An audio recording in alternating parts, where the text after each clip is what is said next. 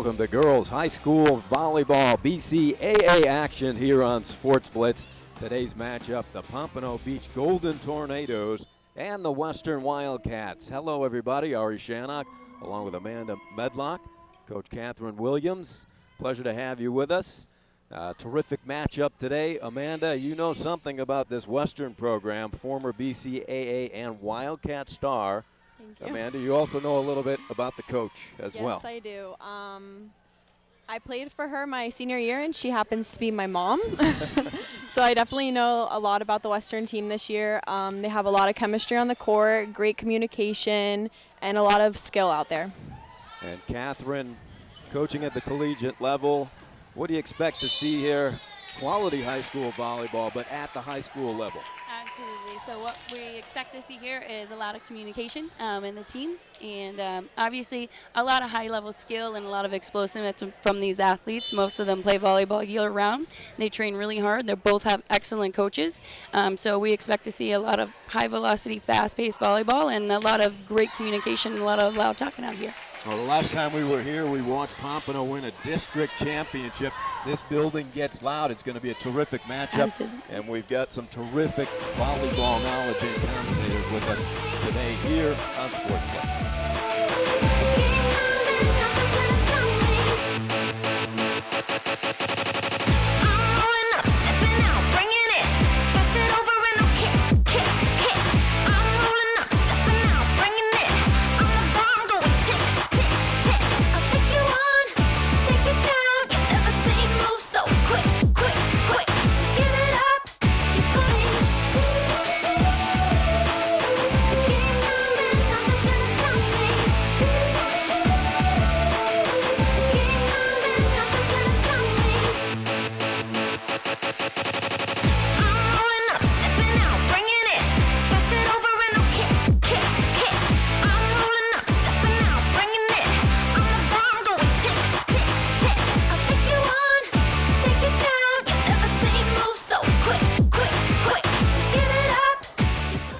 About ready for action here from Pompano Beach High School in this terrific old gymnasium where the fans perched on one end of behind the basket. The Tornado crowd really makes a lot of noise. We were here for the district championship last year. This place can rock. Ari Shannock along with Amanda Medlock, former star at Western High School, and her new head coach, Catherine Williams, and her sixth season at Broward College. Pleasure to have you ladies here on the broadcast at Sports Blitz. And I know you're excited about seeing your former team and your mom coach. Yeah. And you seeing some quality high school volleyball here in Broward County. Thank you for having us. Yeah, thank you very much. The teams take the floor. To the right of your screen are the Wildcats, coached by Amanda's mom, Nancy Medlock, in her third season. And there is the head coach of the Tornadoes, Billy Strachan, who's in his 8th season. The Tornadoes play in 5A District 16, the Wildcats in 8A District 12. A couple of powerhouse programs here in Broward County.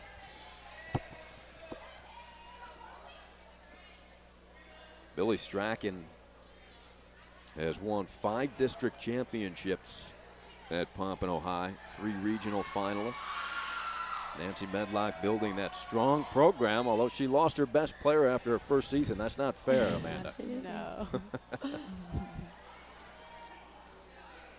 Coach Williams thrilled to have her daughter Amanda playing at Broward College, one of your leaders. Absolutely, she is. She's an impact player for us each game. She shows up at practice, and the best kind of leader. Never has to have to ask her to do anything. She's always asking, what more can I do? And, you know, teaches our other players how to be leaders and winners on the court. So nothing more you could ask of an athlete. Did you see those qualities of Amanda in high school while you were looking at her? Yeah. Absolutely. Body language tells us a lot, but just the effort and attitude. Anytime that ball is anywhere in a gymnasium, it's on Amanda's platform.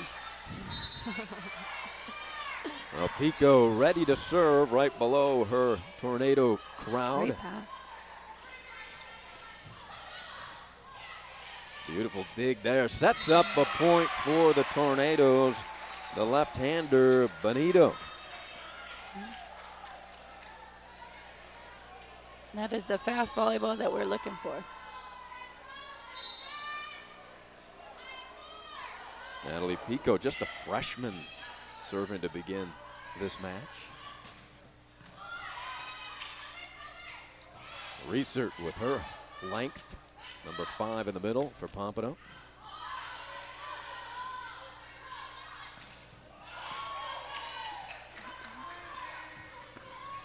And the finish for Western, that is Kayla Francis, a junior.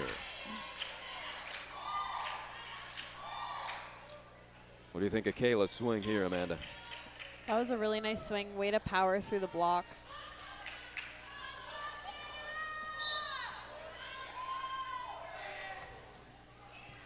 Beautiful. Yeah, good dig, too. Ooh, a little tip dunk. That is Benito again. Strong player, Cassidy. She's being recruited by multiple schools, a senior. One of them is Georgia Regions. She will go to the service line with her team up 2-1. Ooh, nice save attempt. The libero for Western is Brooke Stanish. While the libero for Pompano is Corey Smothers. It's a great pass. Beautiful dig there.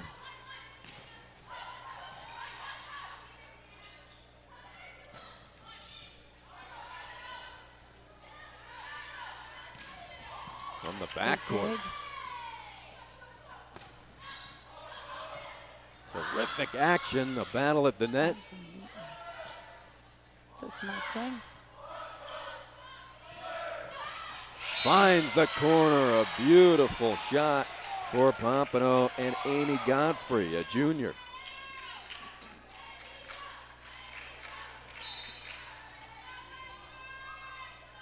What did you think of that point, ladies? Terrific. Absolutely. That was an excellent shot. Another strong serve from Benito. There's a high five there. And given by Natalia Pico. Pompano, a quick start. Beautiful set. And that one just a little bit deep off of the fist of number 4, Taylor Calder.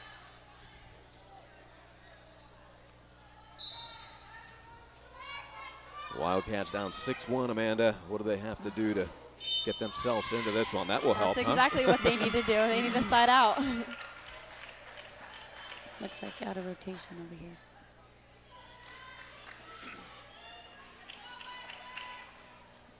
They definitely need to side out this next point. One person needs to put the ball away and then run with it after that. Well, Pompano a break there. They retain the serve and are up 7-1. Great pass. Back set. And there's the kill There you go. by Francis. And I know you ladies were watching her in pregame. You were both impressed. Yes, very Absolutely. impressed. She's got a great arm swing. She reaches high and does a really good job of getting her feet underneath that ball. Taylor good Calder, the serve. Great slide. Reesert partially deflected there. Nice defense played by Tovar. And there's Tovar with the attack. Good dig.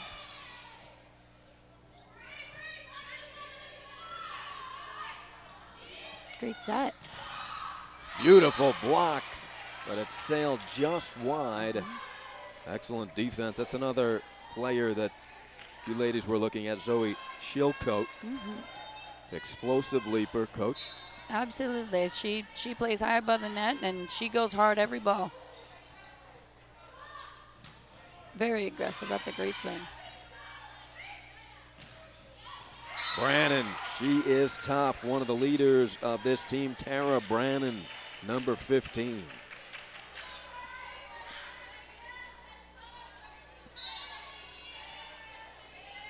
The libero is serving now. Smothers. Brannon again. Nope. With the kill. Quick start for Pompano. They're doing a great job of keeping their energy up. They're transitioning very quickly, and they're just playing really diligent volleyball. Timeout called by Nancy Medlock. What is coach and mom saying to the troops here, Amanda? She's probably telling them that they need to side out this ball and they need to get a run.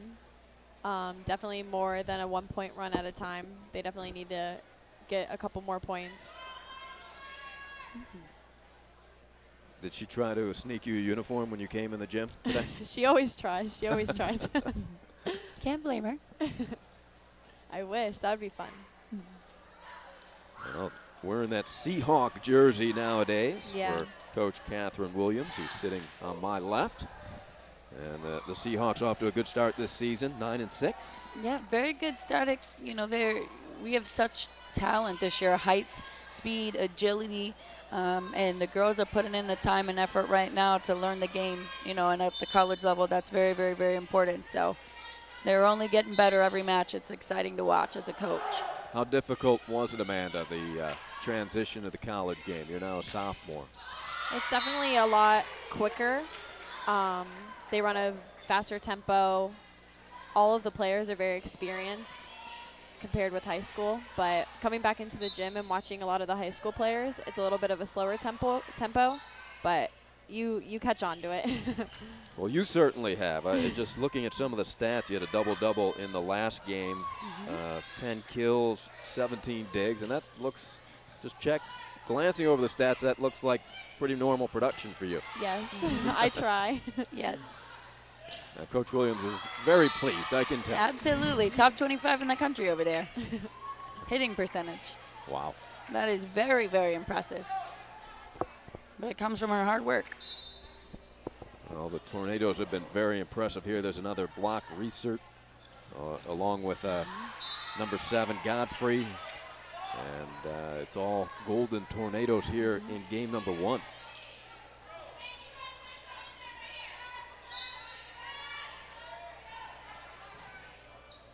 That's a great pass. It's a good shot. Ooh, Nice up. pancake.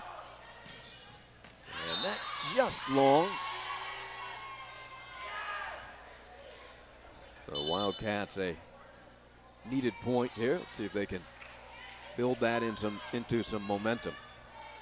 Serving for the Cats will be Sarah Castillo, one of their leaders, senior, being recruited by South Florida State College along with St. Petersburg College. Strong serve. It's a good set off of a low pass.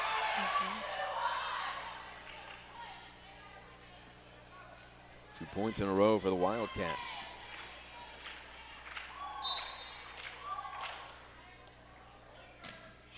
Good serve. Beautiful play there, Coach. Yep. Very nice one-handed set and way to find the court, number 5. That's research. Jasmine, her father was a star volleyball player and football player, so Runs in the blood. yeah, that athleticism in the family and height. Bobes serving. Nice pass. Good set choice. Looking for the corner. Terrific dig by Smothers. Brannon's shot is blocked. Still in play. Terrific rally. Brannon tries again, gets a net ball. Good one. Great block by 13 over here. And that finds the corner, so finally that long rally put to a close by Madison Bobes, who served to start that point. Seems like about 5 minutes ago. Looks like Pompano's finding a lot of points in those deep corners. Yeah, definitely. It's tough to defend that, right, Coach? Absolutely. It's a great spot.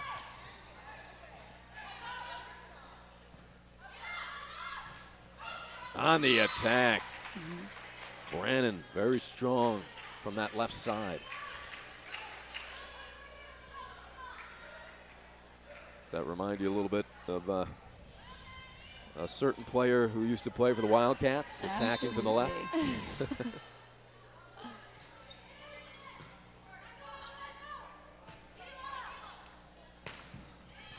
It's a great snap. Brannon again, nice adjustment, but hits the post. So That might be what the Wildcats need. Now they need a nice service run and a big momentum play. Got to keep the pressure on. there's a replay. Brannon. Daniela Tovar, a junior. There's Daniela. Does Mom talk about the players with you over dinner when you get a chance? Yes, all the time, scouting actually. report? Sometimes I tell her, you know what, Mom, like, you talk about it all the time. She always asks for my opinion. She's going to make you an assistant coach, too. Yeah, maybe one day.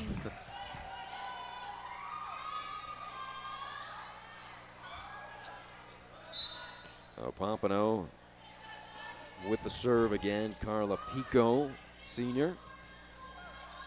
That was a great set. Good spot by Kayla. Off speed by Kayla Francis.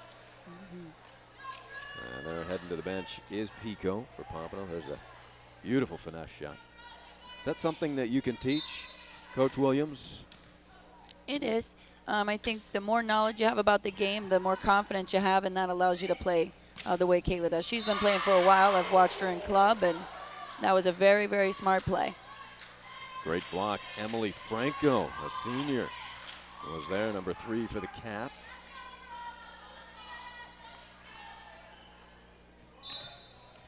Who impresses you the most on this Wildcat team, Amanda? I would have to say Brooke Stanish, the libero. She digs a lot of balls. She moves to the ground for a lot. Kayla Francis is definitely a big outside for them. Kaylin Lawrence has a great approach, great arm swing.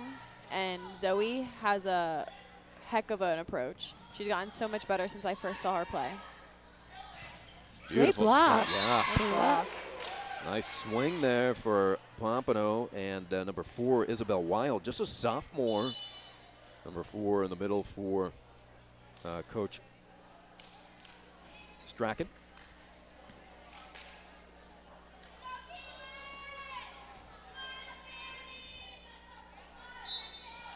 Sandy Slater, a junior, serving for Coach Medlock.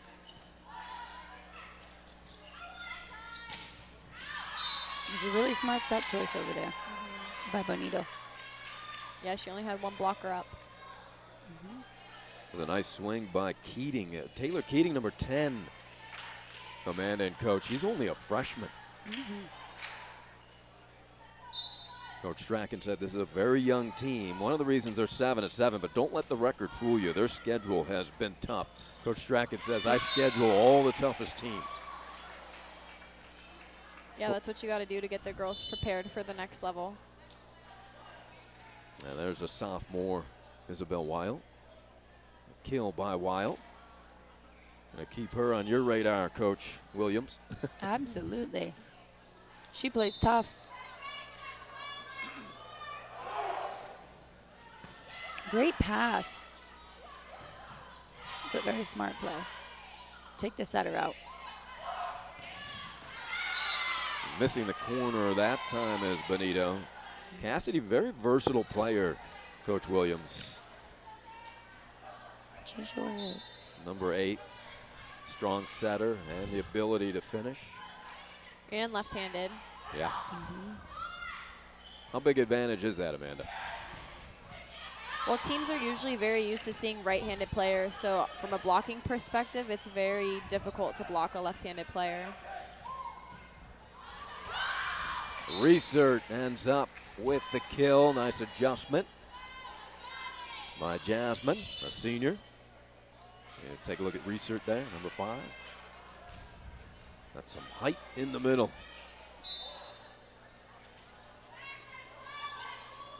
Cassidy Benito. It's a great pass.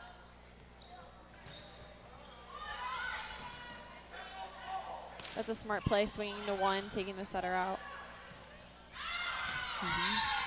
Back row attack, flies deep. The Taylor Wildcats. Francis is doing an excellent job for Western. Cats seem a little bit more comfortable.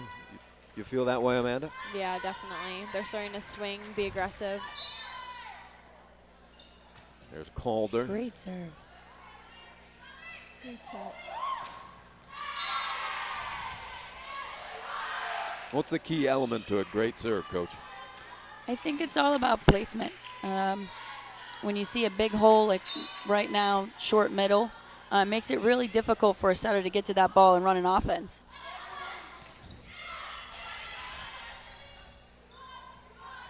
So it's not necessarily pace. Nope. It'd be quite a bit placement, huh? Absolutely. You want to try to get the other team to make the play you knew they were going to make, so it puts you one step ahead of the game. And that allows you to run your offense more efficiently. Well, Western on a nice comeback, and they really have built some momentum, but they turn it over there after a strong service roll by Calder.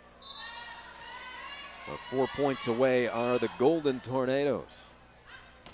And that one just inside the line, an ace for Smothers.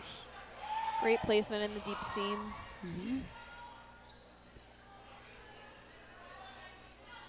There's Corey being recruited by a number of schools. She was a force in that district championship game last season here that we had on Sports Blitz Game Time. Great up. Ooh, what a play. Francis, tremendous save there. And that is Caitlin Lawrence going to the bench with number 7 coming back, Castillo. And Sarah will serve. Oh, wow.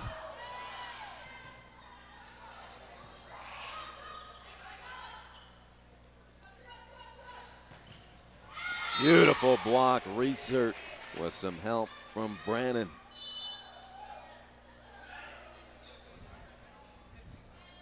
There's a great block and a great dig by Sarah from Western as well.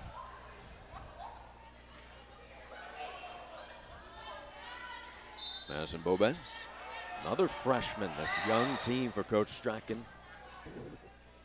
They lost a lot of seniors and talent off of last year's district championship squad.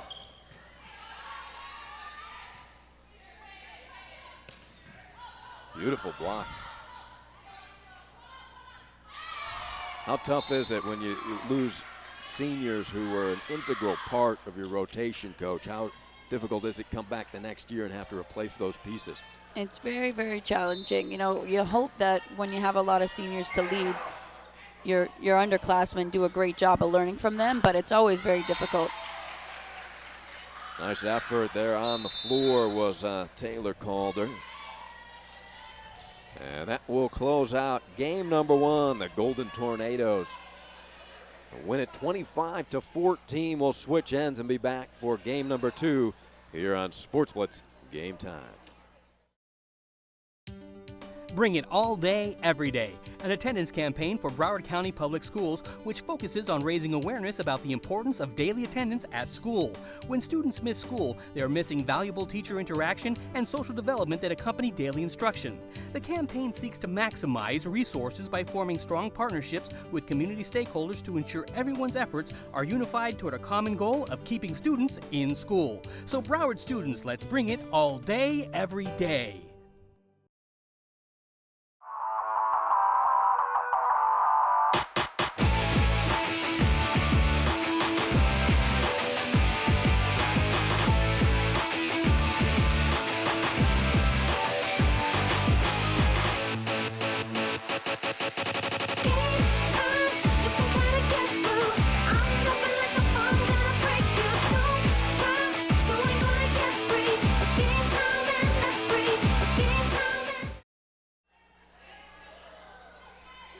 We are back and ready for set number 2, 1-0 Pompano Beach here on their home floor with a rowdy crowd behind them. Past where the basket is folded. How difficult, Amanda, is it to play when you get a rowdy crowd that could be heckling you as well? I love playing with a rowdy crowd. In high school, it was so much fun. All the sports teams would come to our games, and it was really exciting. And when it's the opposing school, it's even better because it just makes you want to win even more. So you think that makes you, there's some of the crazies here, the tornado twisters. That makes you play better, you feel? Definitely. When the opposing crowd gets I on think you. any kind of noise in the gym just gets athletes more excited. How much noise are you getting over at Broward College these days? We have a pretty good fan section every now and then where we have a game coming up soon where we're going to have all the athletes there, so that should be a really exciting game. Ari Shannock with former Western and BCAA star, now current star of Broward College, Amanda Medlock. And her head coach, Catherine Williams, in her 6th season at Broward College. Catherine also played there for the Seahawks for a couple seasons and then up in Boca with the Owls at FAU.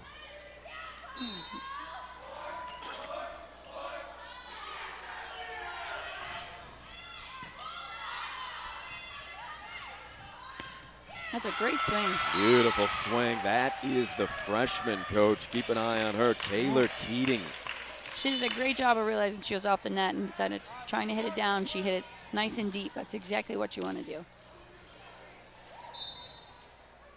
So you lose the first game. How critical is game number 2 down 1-0?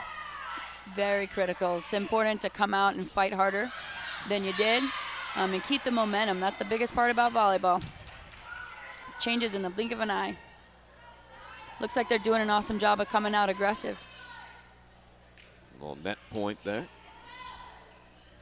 Tied at 1. Taylor Calder. Way to take the setter out. Anytime you can save. get the setter out of rotation, it makes it a lot easier on the defensive end. They set up the freshman again. Keating. Great swing down the line.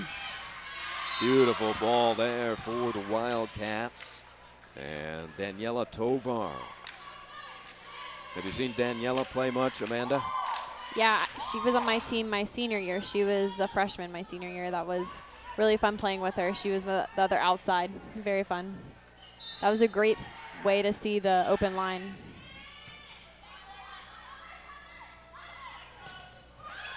Block. There's some ups right there from Chilcote. Zoe did a great job of staying in front of that ball and the hitter. What do you think of Chilcote's upside? Just a junior, explosive leaper. I think she's going to be a heck of an athlete. Tell you what. She does a great job of staying disciplined. She stays on the ball, and she's got all of the athleticism that she needs to play at a high level, and the right coach to do it all. And that freshman is going to be something right there. Taylor Keating. He plays. He doesn't look like a freshman out there, Coach. She does not. She does an excellent job for them. She plays with no fear. She does a great job getting her feet to the ball right there.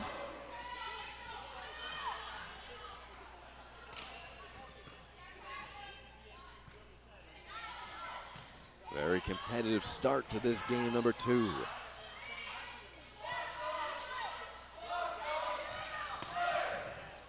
Great dig across the court. Terrific play there by And Calder. great highline shot.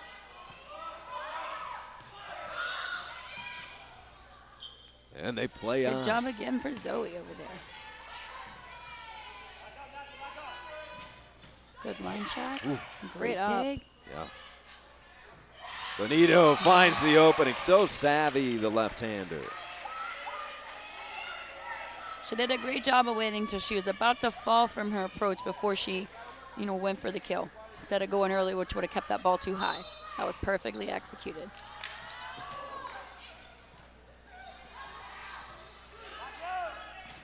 Good swing by Kayla. Back row attack. Good set. Terrific action here at the start of game 2.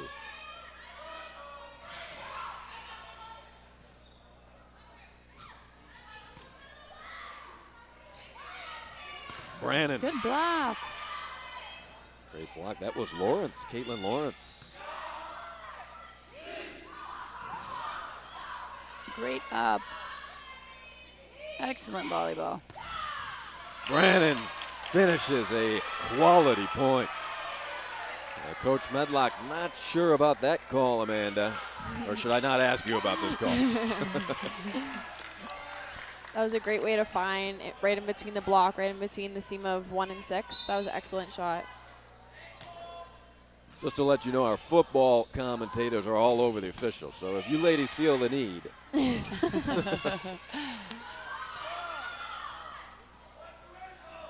Smart set and a great explosive swing. Oh, hanging on the net for the point. She'll take it. Tovar, nice touch.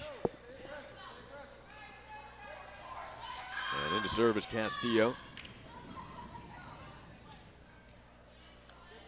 Both teams, terrific intensity here in game number 2, Coach. That's exactly what we were looking for and hoping for.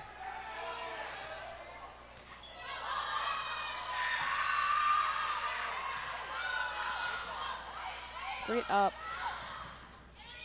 Oh, what a save by Smothers.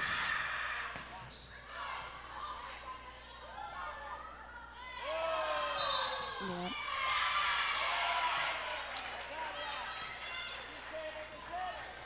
That was a good call. They called a double, which means as she set, came off of one hand a little bit later than it came off of the second hand. So in volleyball, that's not legal from the setter. From the first ball, they can always do that, but on the second contact, has to be clean, has to be an even release. So that was a tough call, but I think the right one. That was Madison Boban. There's a look from the upper level here at this great old gym at Pompano High. Madison Bobas, a freshman serving. She got quite a role with her team in game number 1. It's a great serve. Research. Way to cover your hitter. Back set and attack. Great job. Oh, what a play by Chilcote. That's some of the athleticism that have you two impressed. Absolutely. She always seems to know where she is on the court, even for only playing for a short while. Tovar, Smothers, always in the right spot.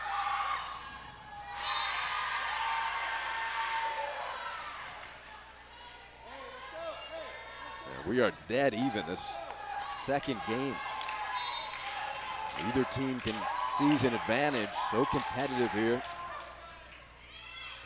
Great serving. Tovar, an ace. That was a much needed point for the Wildcats.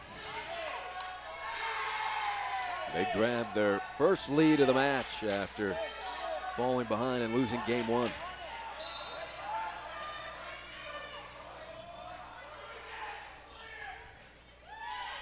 Well, whatever Mom said between games, Amanda, Must certainly have is worked. working. Yeah. That's a great shot down the line. A beautiful up. And another good cut. Oh,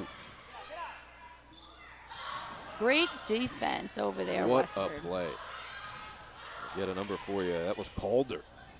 Great set outside. Brannon, strong. Way to power through that block.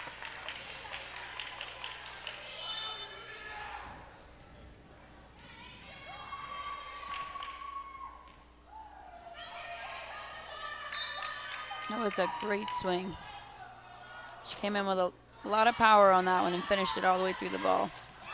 And a great job up there by number 5 for Pompano. And that is Research. Serving for Pompano is Carla Pico.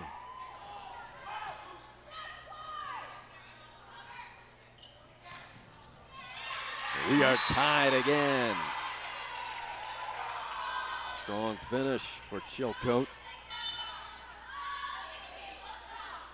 As Pico heads to the bench. Looks like that middle did an excellent job of going to the corners. If she would have strung right down the middle, she would have got blocked, but she did a great job of keeping it to zone 1 or zone 5. That's exactly what you want your middles to do. Yeah, definitely. Strong ball from the backcourt there by Bobens. How difficult is that, Amanda? You're in midair and you've got blockers in front of you to alter that swing. It's very difficult, especially for people who are undersized. But you learn over time how to work around it and work with what the set gives you. That was a smart play. Bonito.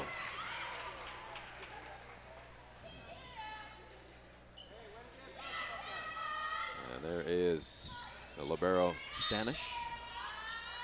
Serving is Tara Brannon. Yep. Tornadoes by 3 now. Looks like she's still moving her feet on that serve, and that'll get you every time with a float serve. The longer the ball's in the air, the more it's going to move. So you got to make sure you stop your feet when you pass those. Francis wanted to give the referee a little play. Okay, great job. They set up the freshman. Strong swing. A good dig by Stanish. Coming back the other way, a block. Bonito was there with Research.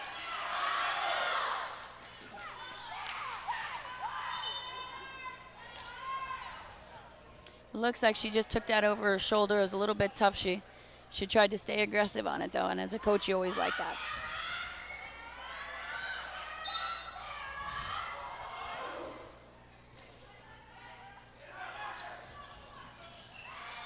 Another block. Bonito and Research, very strong defensively, Coach Williams. They are very good blockers. They do a great job of staying with their hitter instead of waiting for the set. They move with their hitters. That's what you want your blockers to be doing. You're looking at Emily Franco, who's checked in the game, a senior number 3 for Coach Medlock. Yep, excellent job by that middle. That's Calder. Taylor's had a strong game, Amanda. Yeah, she has. She's got a lot of great block touches and digs. You rarely see a middle that plays back row as well, and she's been doing a great job.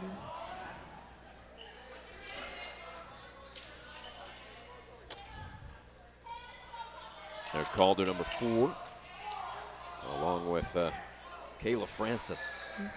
Both juniors, so Coach will be excited to have them back next year. You'll hear a lot about them at the dinner table Definitely. next year. That's a great aggressive serve. Research, beautifully timed.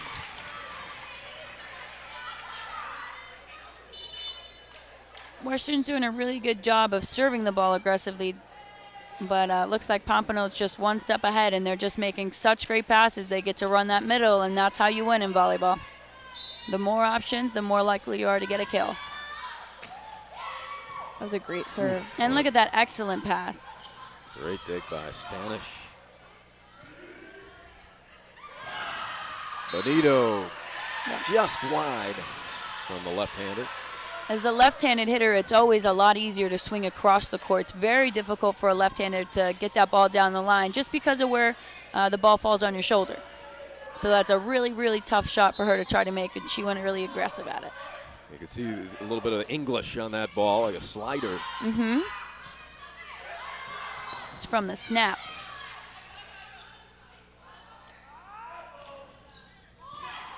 Okay, let's see if she tries it again. There's She your went cross court. cross court. That was very smart. That's a great Going high. response. That was a great line shot by that freshman. Yeah, that was beautiful. She lined up her whole body to go angle, realized the ball was inside and the block was inside, and she turned it back to the line. Keating. So you'll watch her right here. Turn her wrist, so she puts her thumb up to the air, and that makes that ball come back to our line. Well, Amanda, you can speak of this. Here's a player, freshman Keating, who doesn't have that great height, yet she's very dominant in the front row. Very. She has a very quick arm swing. And she definitely hits every ball very aggressively, and that's what coaches want, and that's what coaches look at.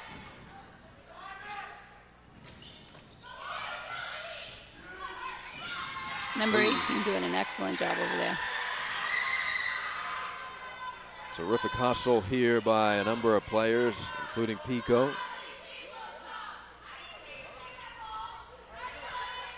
15-11, Tornadoes. There's Coach Medlock. It's a great serve. Another ace, Calder. Taylor's being recruited already, just a junior.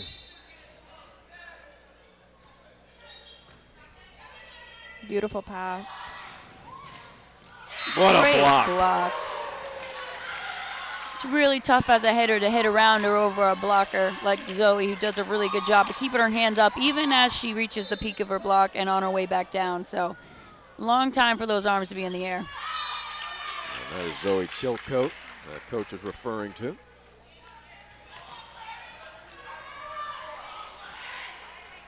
Well, Pompano by 3 and the serve. And a critical game for the Cats. They trail it 1-0. And that almost sails into our broadcast booth up here. It looks like that middle is just a little bit early. She's getting a little anxious. So you'll watch her. She overruns the ball right there, and it's behind her when she takes that hit. So anytime the ball is behind you, you want to go short.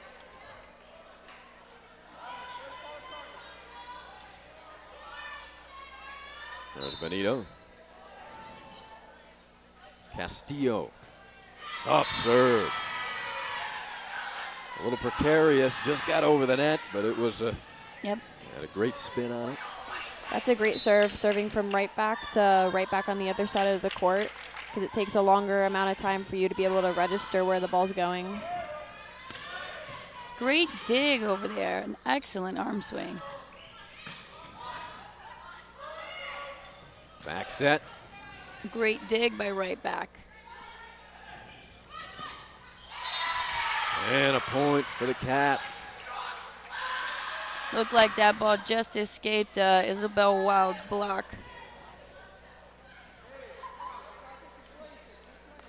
Western's finding a lot of points in that short court. So we are tied at 16. Sarah Castillo. There they go again. Little knuckleball. Great dig. They'll look for Brannon.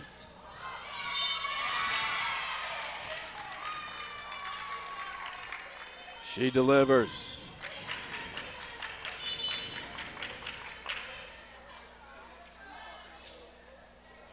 Tara, a very steady player, Coach. Absolutely.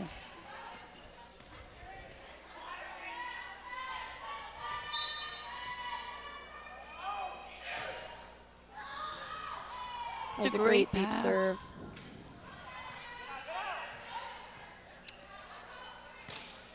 Smothers sends it over. Cats looking for the tie. Great dig. It's an excellent swing, but excellent digging over there by Western. There's the lefty up the line again, Coach Williams. And we are tied at 17. For a left-handed hitter like Bonito, you got to take that swing and finish on your right side of your body, and you'll see her continue to come over to the left side. That's what makes that ball fall out of bounds. Tovar looking to give Coach Medlock the lead. Oh, that's a tough call. Checking in. Let's see that on a replay. You'll see her reach over and grab that ball out of the setter's hand. You're not allowed to do that unless it's coming over the top of the net. But that's really aggressive middles, and coaches love to see that. Pico in and serving. Backcourt attack. Beautiful Brannon. set. Great dig, good transition over there by Western. Ooh, strong Good job by in the Reese. middle. Surprised to see Western go away from the middle of the court. That's where they found a lot of their points. But that middle does a really great job of putting that ball away in zone 5. So you'll see her go a little bit deep The middle does a great job. It's on her right hand, so she swings through to that right side. Carla Pico.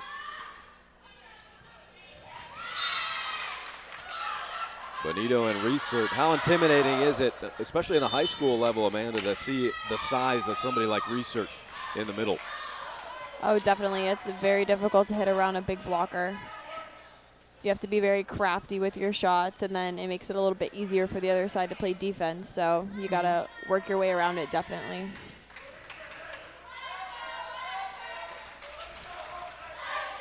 This is from last season, everybody. You probably remember this game, the district championship here in Pompano. They're the Golden Tornadoes in a tremendous match against Cardinal Gibbons, and this place was rocking. You gotta love to see that excitement over volleyball, right? Yeah, that's the best. That's why we play. Yeah, passion. Yes, part of the stands and the celebration on the floor. That was exciting. Golden Tornadoes winning the district championship last year. It's a much younger team that Coach Billy Strachan has this season. That team was loaded. Job. That was a great way to find the court. When you have really big blockers like what you see over here on Pompano's team, you want to make sure as a setter you give your hitters the best chance to excel by keeping that ball off the net, because tighter it gets, the tougher it is to make something happen. Stanish. Excellent pass by that libero. Ooh, Brandon, beautiful angle. Yeah, that hard angle to 4 is definitely a very, very difficult ball to dig. So that's a great shot by number 15. You'll see her put her thumb down on that one. That's what gets that ball to go back really sharp. That's a great hit. And Tara Brandon now at the service line, looking to add to the three-point advantage. And she does. Who was the loudest crowd that you faced, Amanda, back in high school? Is it Cypress? Probably Cypress. I think we had a few of those games here on Sports Blitz. Yeah, those were exciting games.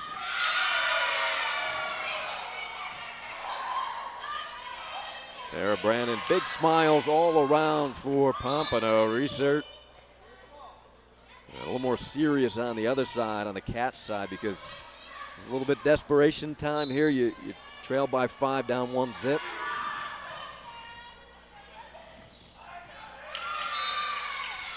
It's a frustrating spot to be when they fought so hard to be 18-18, and then it's like it's slipping right through your fingers. But that comes from almost playing not to lose. You always got to play to win, especially with a team like Pompano, because they're going out swinging.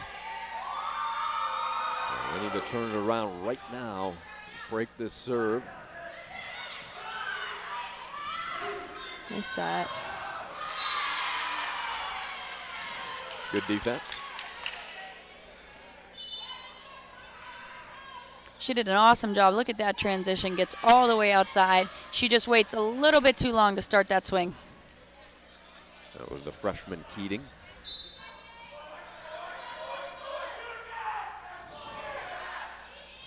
Sandy Slater. Gonna give it to her again. It's a great aggressive swing. Can't be upset about that, right, Coach? Absolutely. It's a good deep swing. She got a lot of topspin on it. Looks like that ball was just a little bit behind her.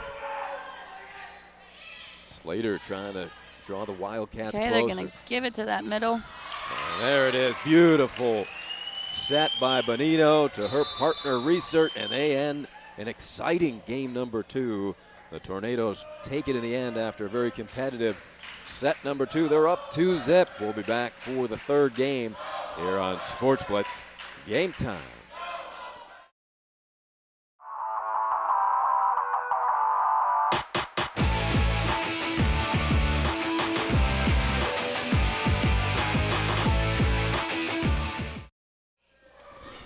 Welcome back to Pompano Beach High School, this great old barn here.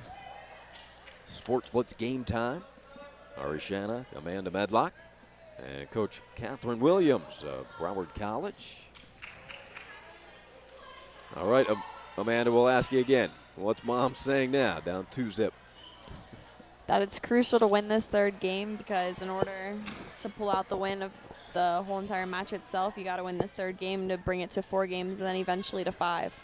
That's probably what she's saying. And to pick up the serve, receive, and execute points quicker.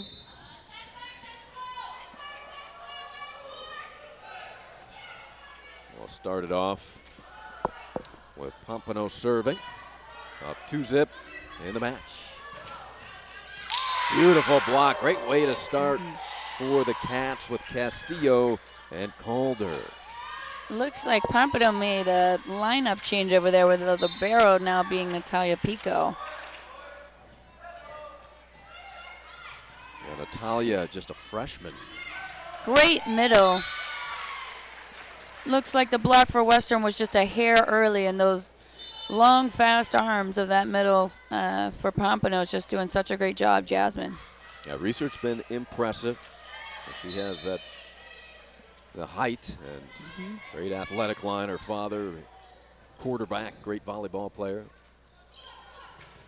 There's another block, research. That's a very smart play right there. Put that ball short.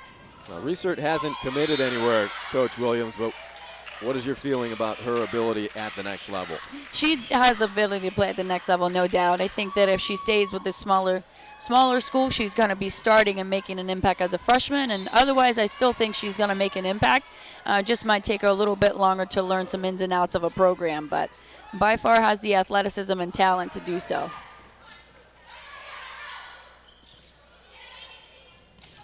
That's a great cross-court shot and a great dig. Ooh, terrific. Backcourt attack by Francis. The key to defending that back row attack is to have your defender standing in about 20 feet into the court. It looks like Pompano is just a little bit deep on that ball. Calder leaping into her service, tied at 2. It's a great dig. This match has really been competitive. Excellent, excellent. After a quick start by Pompano. Otherwise, this match has been very even. That's where Western got a lot of their points last time, was that roll shot right to the middle of the court. So you see her come in nice and aggressive and then shorten up that arm swing. What a great block. Great block. Castillo again, joined by Chilcote. That ball's falling on the hitter's left shoulder, which means she's going to be swinging that way. That block does an excellent job of lining up on it. Shoot. Just long. Nice service run there by Calder, though. As Western with the edge here in game number 3. And a must-win now, down 2-zip. Natalia Pico, as Coach Williams said, now the libero. Great shot and a great up by Pico. It's just so fast back there. Now they've got Pico and Smothers in the lineup. What a great swing. That was a great job by Tovar, taking advantage of the late block and swinging right through it.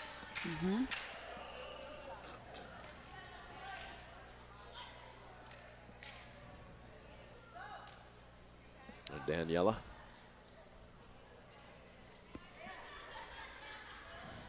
And Sarah Castillo, the senior, number 7, waiting to serve. Looks like Pompano called a timeout. Something's going on with Benita's eye. Might be a contact or something. Oh, Coach Strachan will get a TO so Cassidy can remedy that. Let's take a look at a former star here in the BCAA. Who's that girl? She looked familiar. Yeah, a little familiar. That is very typical, Amanda. She is so excited when she plays. That's what we love so much about playing with her and coaching her. And there's another Seahawk in there, Mal. Yeah, Melissa Taylor. Look at the approach, how aggressive that arm swing is. She finishes her arm swing before her feet hits the ground. And then that bolt of electricity goes through Amanda. We loved watching her. She was a star of Sports Blitz Game Time for a couple of seasons. Thank you. Even more aggressive now. So you're saying she gets a bigger bolt when She she does. finishes? Bigger bolts of lightning, yeah. She finds those trampolines we hid in the gym, too.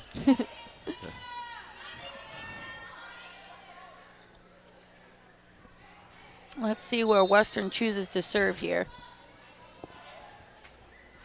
That was perfect. Great pass. Great dig. Castillo, research, a block. Come on. That's a great up. Good Calder. defense over here by Western. Great save by Calder. Excellent. And they earned that point, Coach Williams. They sure did. That was definitely an excellent momentum play. They really need that. Looks like Western's jumping with that setter. She's back row, but she's been so active that they go up with her anyways. It's a great setter. That was a perfect dig, but it looks like that blocker got in the net. When you're blocking, you're not allowed to touch the top part, the white part of the tape. And you're not allowed to touch anybody on the other side. So it looks like she must have, with her forearm, caught the top of that net. So that's an automatic point for the other team. Wildcats by 2. Look at that. Ooh, that's a good tremendous effort by Castillo. Looks like that passer stood up just a little bit too early, so you see her knees are locked out, and you want them nice and bent when you make that pass. Bobez, another freshman. Coach Strachan said, I'll use almost 3 freshmen in the lineup at a time this year's squad. Looks like his freshmen are coming out swinging. We saw Coach Medlock out on the court shouting some instructions. What's the typical banter during the game, Amanda, from Coach Medlock? Move your feet to the ball. And definitely push the tempo of the game. That was a great set to push the tempo. And come out swinging, play very aggressive. Did you ever hear "get the ball to my daughter" during the game? Yes, very often actually. For good reason. Right. Western's doing a great job of keeping the ball alive, and Pompano's doing a great job of trying to finish and terminate. And I think that shows their mentality as a team is definitely to finish the ball, and Western's doing a great job of playing together. It's a good aggressive float serve, but it's just a little bit long. Just missing. We're tied at a TD here in Pompano.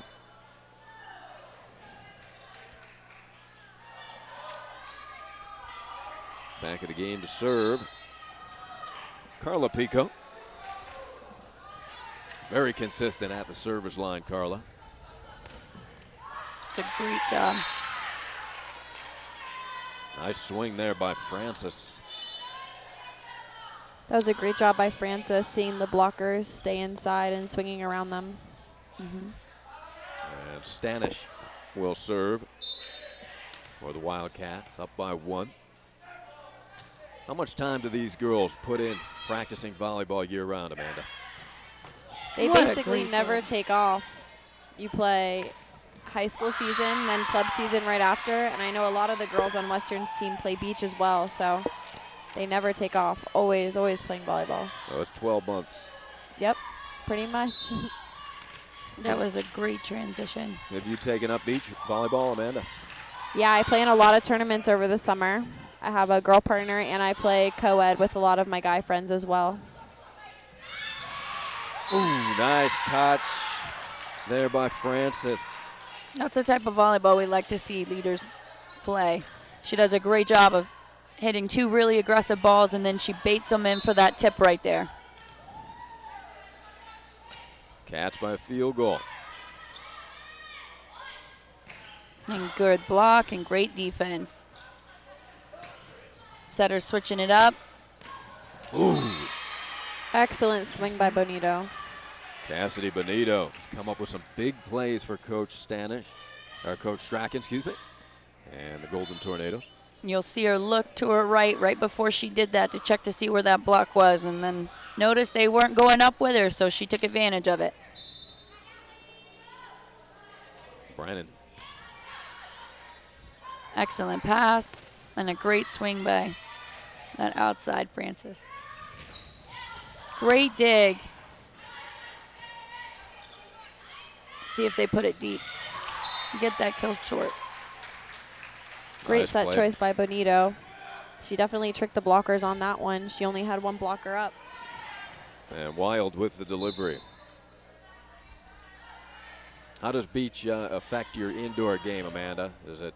It allows you to read the ball so much better. You can almost tell what the other side's going to do before they do it. It's awesome. That's Coach Medlock. Her team up by 2 here in a must-win set, down 2-zip.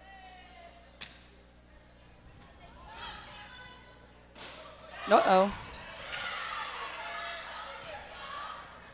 So is that something that you would want to practice, Coach Williams, to have your players play beach volleyball to improve their indoor? 100%.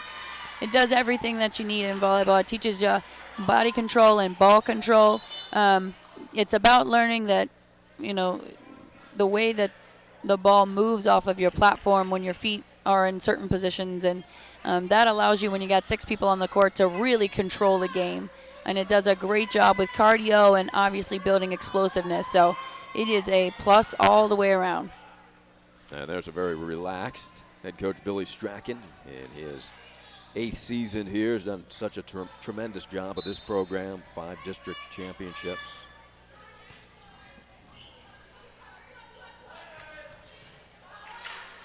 Francis is really starting to play aggressive.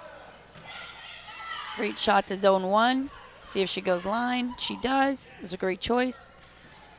Ooh, what a shot by Bonito. She is tough, Coach, because you never know where she's going. She does the look away and able to hit kind of off balance. It comes down to making sure, if you're right back, your job is to defend her hit across and that outside hitter's hit line. So just got to be ready for that. Looks like she didn't get her feet to that ball. They're asking for the touch, but it looks like her hit was just a little bit long. Timeout head coach Nancy Medlock, as her team was up by a few in this must-win set, but Pompano's come back. They're up by 1.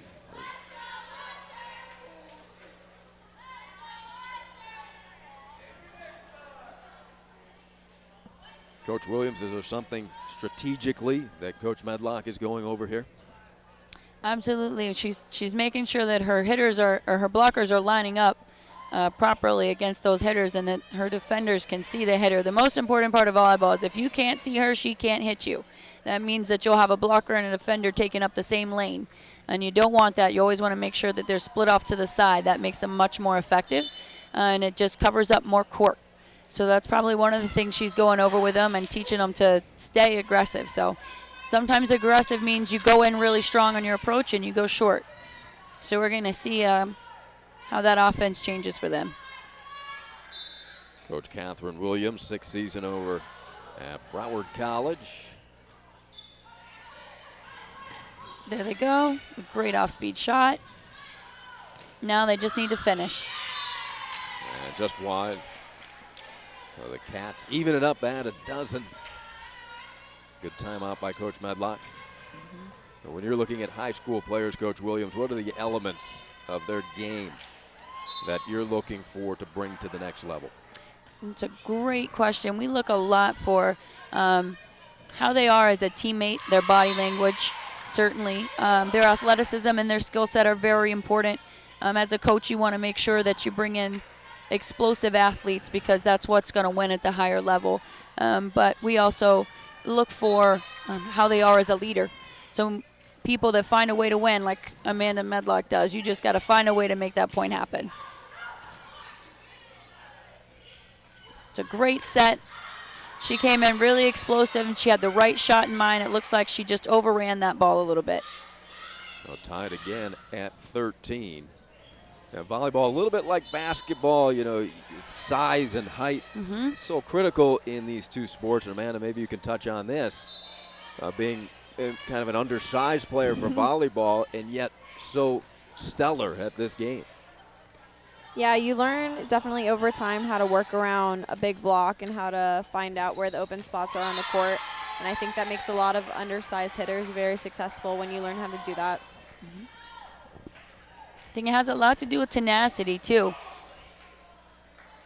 Yeah, if you're an undersized hitter and you're aggressive and you want to go up and swing as hard as you can every time, that's definitely something that a lot of people don't have. You got to find that fire inside of you to work around players who are bigger than you. There we go. That's a brilliant shot. Beautiful angle for the Wildcats. Definitely a great way to work around the block. Was that Taylor? Calder with the point, and now serving.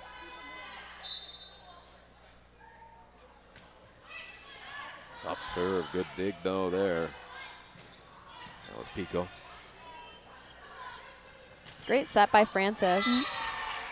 Another block. Research is there this time, giving her assistance. It's a really tough ball to hit as a hitter when you're looking up at the ceiling. You don't get to see that block in front of you, so you got to be really aware of where you are on the court and take that ball nice and high and deep. But she went really aggressive short, and that big block was able to squeeze in there. Yeah, helping research was Anna Clara Borer. It's an excellent pass and a great swing by that middle. Chilcote nodding her head. Yep, got that one. Tied at 15.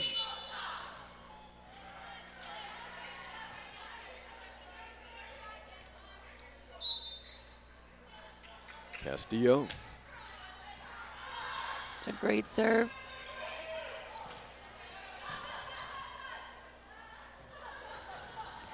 Great tip. And a really good job by that aggressive middle to get up there and make a play on that ball. Chilcote finishes another one after some great effort on this point. Look at that dig there.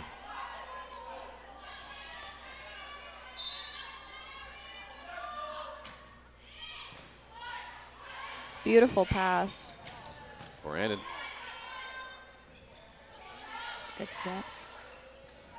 Great dig by the libero. And the Wildcats on a roll.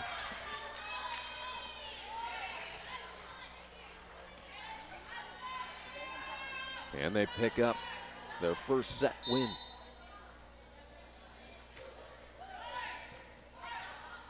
Pompano's doing an excellent job of ball control.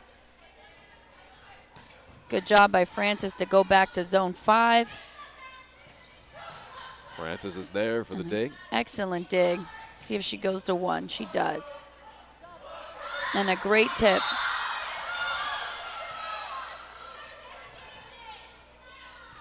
That got Looks like they're Floor. calling that ball down. Yep.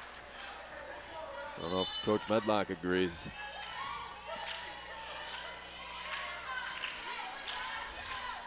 Let's check it on the replay here. Looks like it's just out of sight. Bonito again fooling that defense. She's a very active setter. We are tied. The Pompano team tough to put away.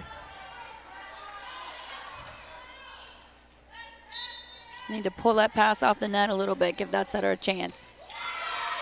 Looks like they're just getting a little bit scared. An ace for Bobaz.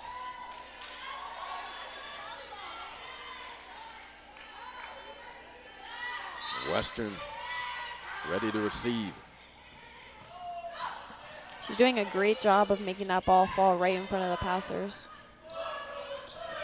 It's a great dig. Let's see if they can transition and put that ball away. Bonito everywhere. Good swing. Great ups. Terrific. Now they just need to control that tempo. Good set out there by Bonito, and an excellent block. What a point. Good job giving it to the middle, and she does a great placement spot right there. Bonito, great anticipation though. Good set by Bonito. And they play There on. she is. That was a smart play. A little bit closer to the corner, and she'd have had that. Oh, 2 people had fallen to the floor, and the ball drops for a Wildcat point. What a rally. A lot of hustle over there on that Pompano side. Locked up at 18.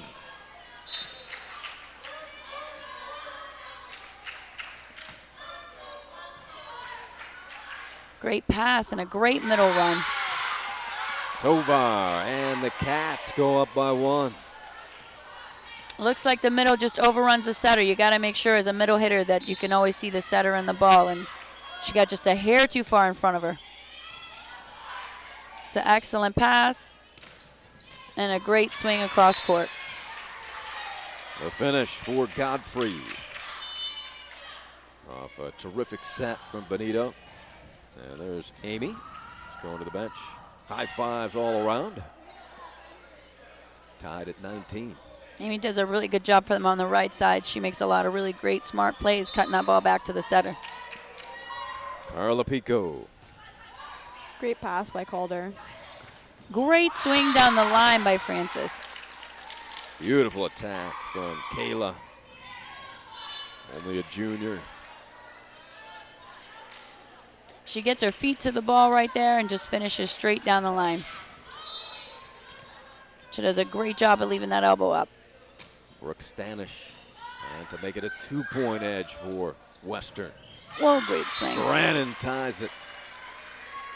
It was a very experienced swing to squeeze it between that antenna and that blocker.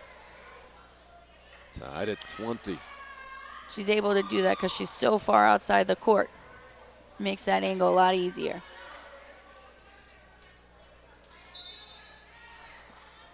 Brannon looking for the lead. There's a break for the Cats. It's a really tight game. Western's fighting hard, and Pompano really wants to win. They're keeping a lot of pressure on them.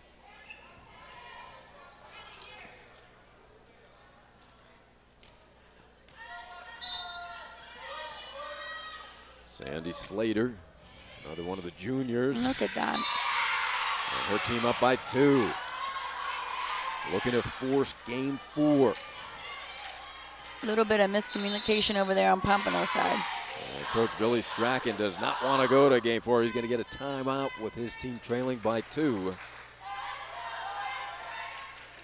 If you're Coach Strachan, what is he saying in the huddle, Coach Williams? He's telling them to get a good pass, which they've been doing an excellent job of, and stay aggressive. It's a little tough when you've made 1 or 2 mistakes in a row. A team likes to play safe, but in order to win, you got to go after it. So he's telling them to stay aggressive. It all starts with their pass. They have an excellent setter, and she's going to do a good job of giving the hitters a successful ball. So we can probably expect this next ball to go outside and for that hitter to put that ball away. If not, if it's anywhere close, Bonita's going to go over on 2, try to finish this game early.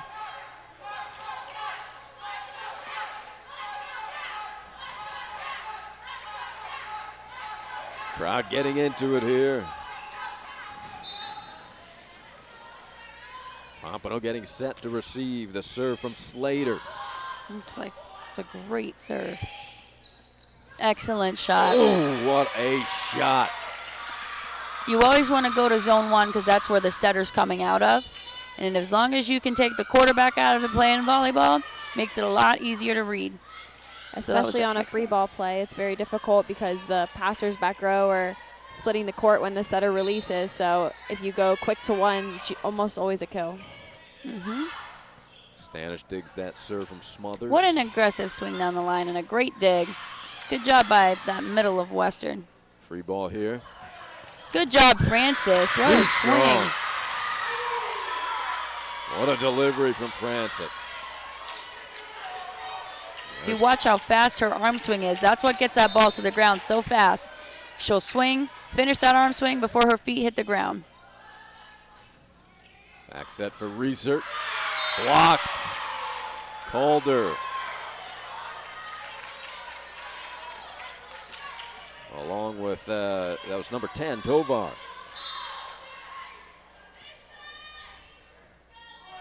Francis looking for the game 3 win.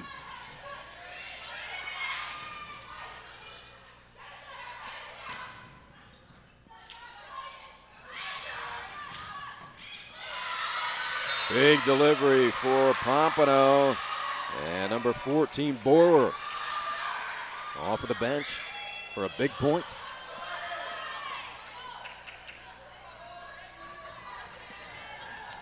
Pompano not dead yet here in game number 3. really great timeout call. Timeout, Coach Medlock. Sensing a little momentum swing there, Coach. Absolutely. It's important to get that team focused, make sure Western's ready to receive the ball, and they have a game plan for what happens when that serve comes over the net. I think that as a team, whenever they have direct goals and some expectations, it's really easy for them to hit it because all these athletes are working really hard. Great crowd here at Pompano High. Coach Strachan and his Tornadoes. One of the best volleyball venues you're going to find at the high school level. Tovar, Stanish, looking for the win here in game number 3.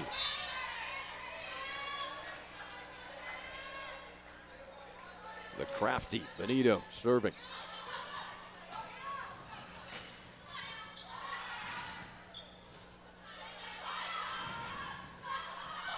Alertly, Research sends it over off a net ball.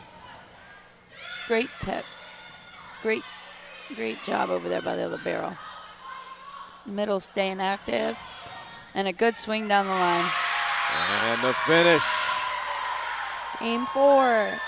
Delivery by Francis. And we will play on. Western takes game 3, pushing it to the 4th game as the Wildcats try to come back here at Pompano on Sports Blitz Game Time.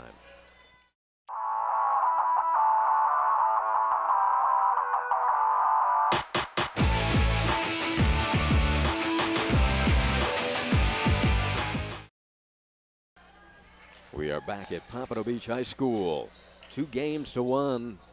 The Golden Tornadoes out front. Western keeping this match alive by taking game number 3. Did they do anything differently, or did they just keep up the consistency, Coach? I think they need to keep up the consistency for sure. I think that energy is going to be a huge factor in this.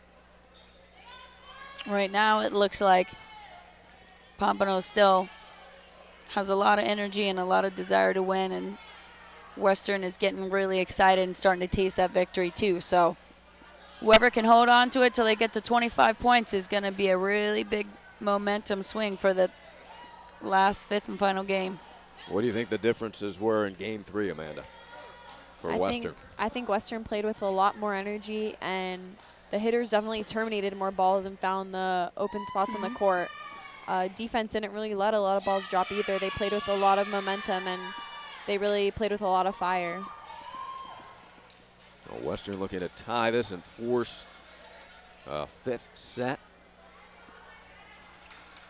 in front of an enthusiastic crowd here in Pompano. Starting it out will be Francis. It's a great shot by Pico. They made that libero change back. Point for Castillo and the Cats. Ari Shannock with Broward College head coach Catherine Williams and her star player, former BCAA star Amanda Medlock. Western just needs to keep this intensity. Kayla's doing a really great job being a leader for them right now, and she certainly has the potential. She's got to keep up that effort. Great set. That's a very difficult set to make from pen to pen, we call it as coaches. From one antenna to the other, it's a very, very, very difficult set. She does it with ease over here.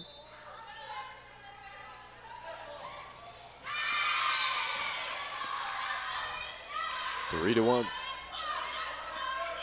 Broward College Seahawks off to a 9-6 start. And what are your upcoming contests, Coach, that you're looking forward to? Well, we're really excited about our next conference match, which is tomorrow night at home down in Davie at the Central Campus, and it's against Eastern Florida State College, who's coming down from Brevard County. So that's going to be one of our final conference matches at home. We are very excited for that match. Very, very excited. A big conference game. We definitely need to win this one. We want to get in the top 2 of the conference, and I think we can do that. I think we have the potential to do that. And postseason play? Absolutely. One of the, by far the best team that Broward's ever had. We have, like I said, a lot of height, a lot of knowledge, a lot of experience, but most importantly, a lot of talent there. That was an excellent serve. Pompano fighting back 4 straight points after the Wildcats had rode that momentum. The Game 3 win off to a 3-0 start. Cassidy Benito.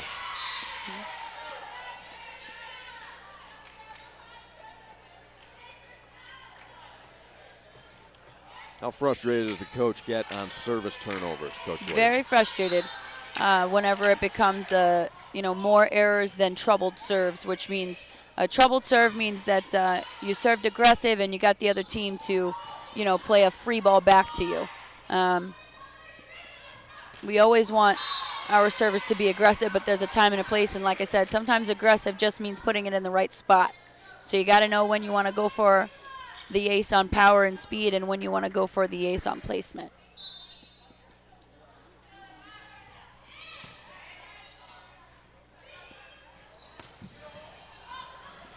It's a Great good dig back there. Good dig down the line, way to stay disciplined. And then she finds that short court.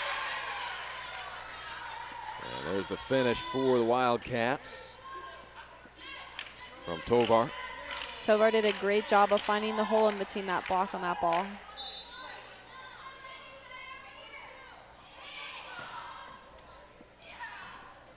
Oops. Looks like she was just a little bit early on that slide. Research says my bad. 7-4 Western. Taylor Calder.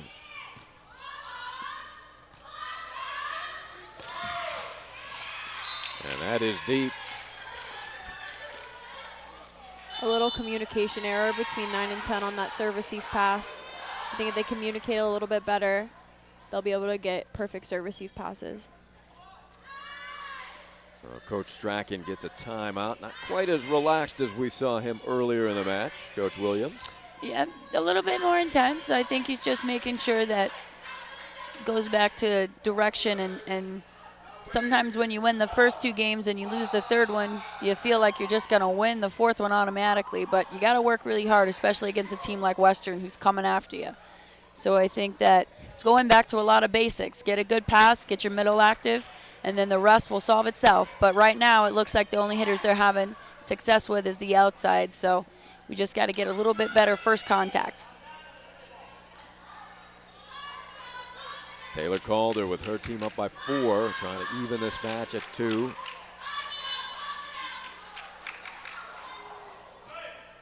Somebody just launched a water bottle, overthrow, and almost landed on the floor. I can guarantee that wasn't Research's father, because it wouldn't have been that errant of a throw. Yep. So he caught a lift, and what that means is that the ball came to a rest on a part of a player. So you have to keep the ball in constant motion. So you'll see her right there where that ball stopped. So automatic point for the other team. It's a good set off a good pass. And that block hit a Pompano player who was standing out of bounds. Benito was standing out of bounds. Otherwise, that block would have fallen wide.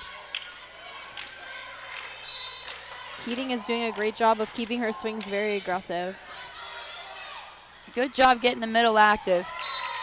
Reichert able to get that set well over the net with her length. So you'll watch her take her approach. That's a 31 in volleyball is what we call that set. She just does a great job of keeping her arms nice and long. And that's an excellent serve to zone 5. Smart play. Back set. And the kill for Pompano And number 7, Godfrey.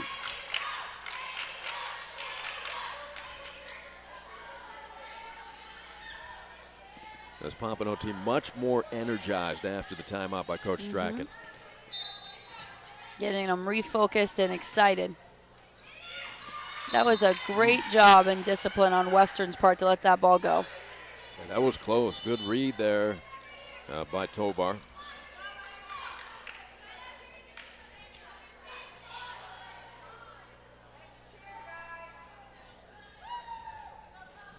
Getting a new ball. Why would Castillo switch balls there, Amanda? Probably someone's sweat, to be honest. Great defense over there by Western. Good dig. It's a great swing by that outside. Yeah, great rip by number 15. Yeah, See Brandon. if she gets it again off the roll. She does. Way to change it up. Terrific play by Castillo. Got to play that short ball right into the middle of the court.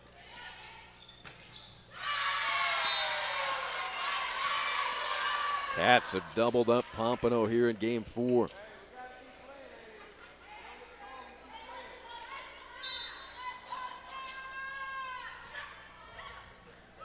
That's a great serve.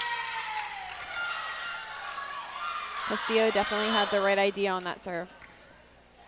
As Research coming back along with Wild, or Wild checking in for Research. Wild, Brannon, along with Godfrey up front. Wow, what a serve.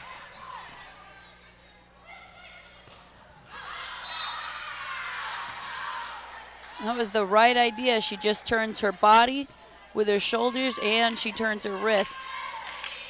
Takes that ball a little bit too far outside. A great snap though. Beautiful pass. What a great job running that middle on that play. Good heads up play by that outside. And good second ball over. Ends up a point for the Wildcats as Coach Medlock cheering her troops on. She has to be very happy with her team's effort. Another timeout called here by Pompano. As Coach Strachan now searching for answers.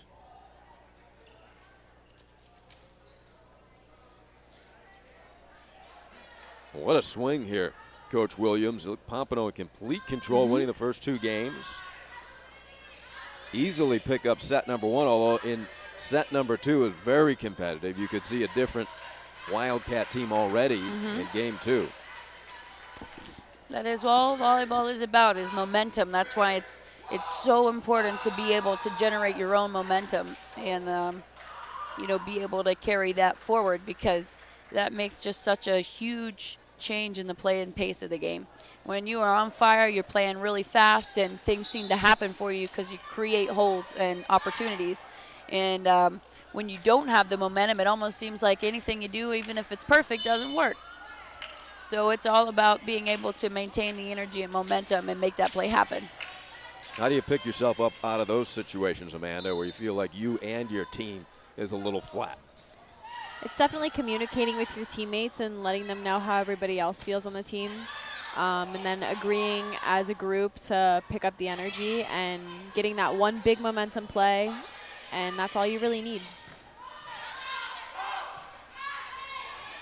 Pompano trails Great by a off-speed touchdown. shot. Yeah, good hustle there. Brannon finds the opening.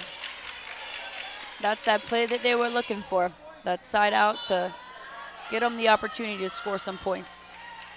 Carla Pico back on the floor, and she will serve with her team down 6.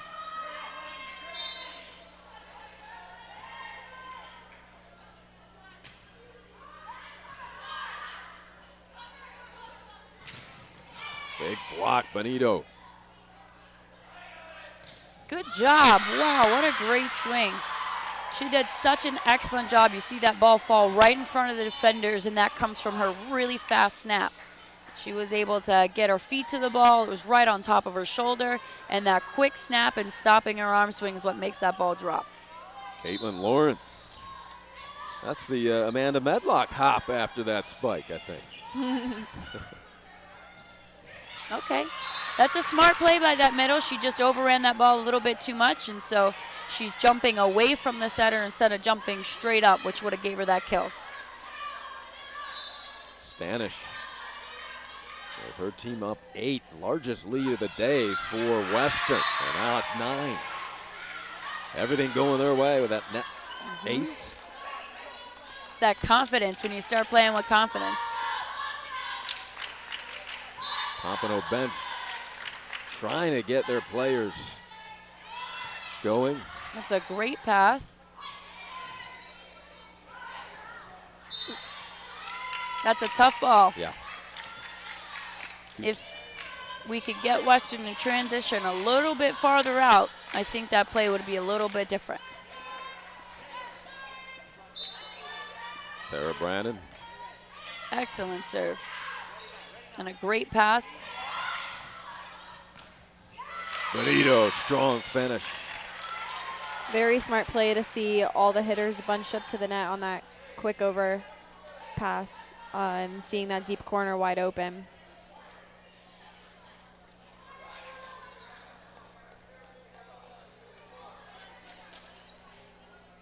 The sophomore Wild. Okay. Getting ready at the net. Another great float serve by number 15. Great dig by Francis. Set from Benito.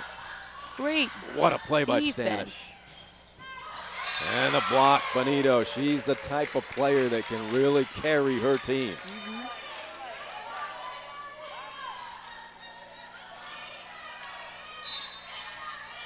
That was great defense on Western side, but Bonita was able to put that ball away. Just long. Off the fist of Tovar, right into the hands of Coach Williams up here. I think Western needs to go back to what works. Put that off-speed ball right in the middle of the court. Get the side out and stay aggressive on the serve. 3 straight points for Pompano and a timeout, Coach Medlock. She doesn't want them to creep any closer here as her team looks to force a game 5. For the Wildcats, you look at some of their losses, they come in 7-4, but their losses, Cardinal Gibbons, St. Thomas Aquinas, Cypress Bay, West Broward, all quality teams, Amanda. Definitely.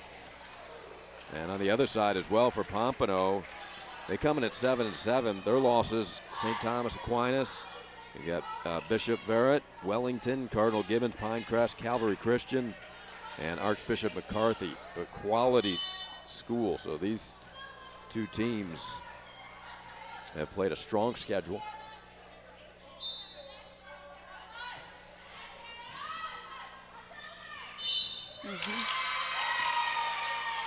Looks like they're calling that setter in the net.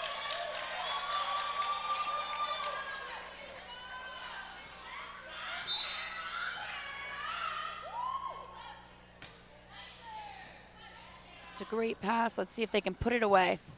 Excellent. Lawrence again. They're finding a lot of kills in that short court. She does a great job of transitioning all the way back out. Great strong approach. Excellent set choice by Castillo. See if they serve short. Slater has been consistent from the service line. Strong effort there for Pompano and Keating.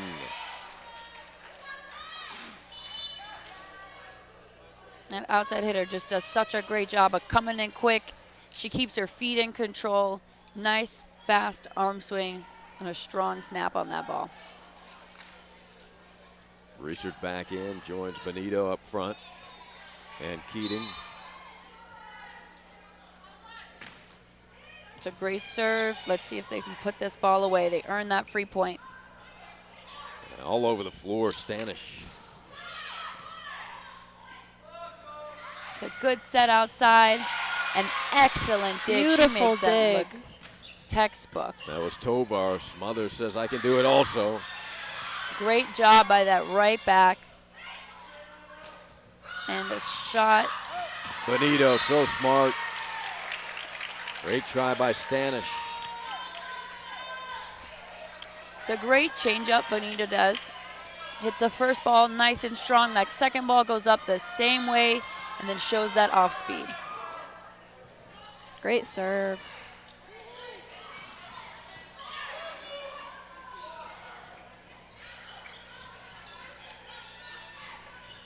Block, Bonito. And Reesert, and here comes Pompano.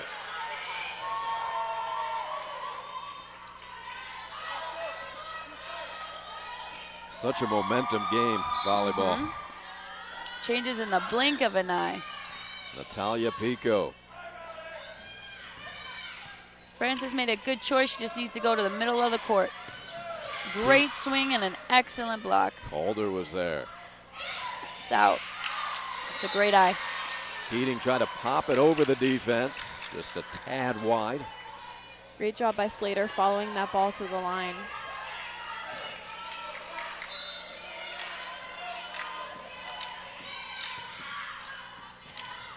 Bonito. Good job putting that ball nice and deep. Great. She earns her team the free ball. Reesert. Terrific timed. Reeser's working extremely hard. She went from one pen to the other pen. Still got a nice block up there and stayed strong. The southpaw Bonito serving. Free ball. Reesert. What a save. And that is in. Finding the corner off of the deflection was the freshman, Taylor Keating. Western looks like they're getting a little tired or complacent. And Pompano looks like they're starting to kick it into fifth gear.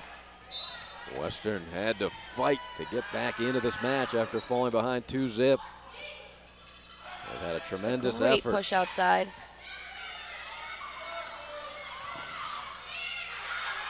Excellent job by Pompano over here. Bonito again, that look away, able to gain a point, and we are tied. Western had led by 8. Near the Great bench. job. Yeah, saving it.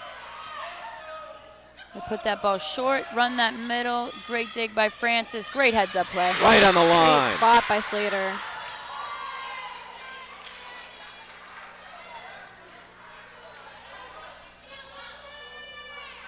Western by 1. What a battle here in game 4. Taylor Calder. Pico the dig, nobody home up front. She just finished with her platform facing to the outside hitter instead of dropping that back end to the right side of the court where her setter's coming from. Strong serve by Calder. Great job by Bonita getting over there to make a save out of that trouble pass. Great swing. Daniela Tovar. You'll see that blocker on that right side was running up to the net. The setter for Western did an excellent job of recognizing that, put that ball out really fast to their outside. It was a free swing, and she certainly earned that point. It's a Nice. great block. That's blocked by Chilcote. Good, smart play. Just long. Good, smart play. The right play from Bonito. Missed by a couple of inches. And now Coach Medlock and her team 2 points away from forcing a 5th game.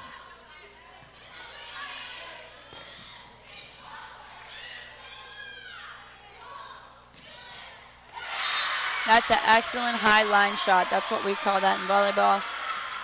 Outside hitters find a lot of success in that zone 1 corner. Definitely, that was a brilliant shot by Tovar.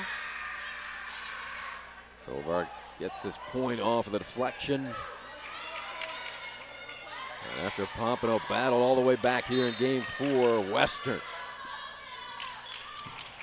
1 point away. What a great job. Wow. Impressive middle. If you watch her elbow, she leaves her elbow up nice and high, snaps right through that ball. That's what gets it going straight down. That was excellent. Brannon is back for Coach Strachan. See if Pompano can get a block on this ball. I think that'll make a real big difference in this game.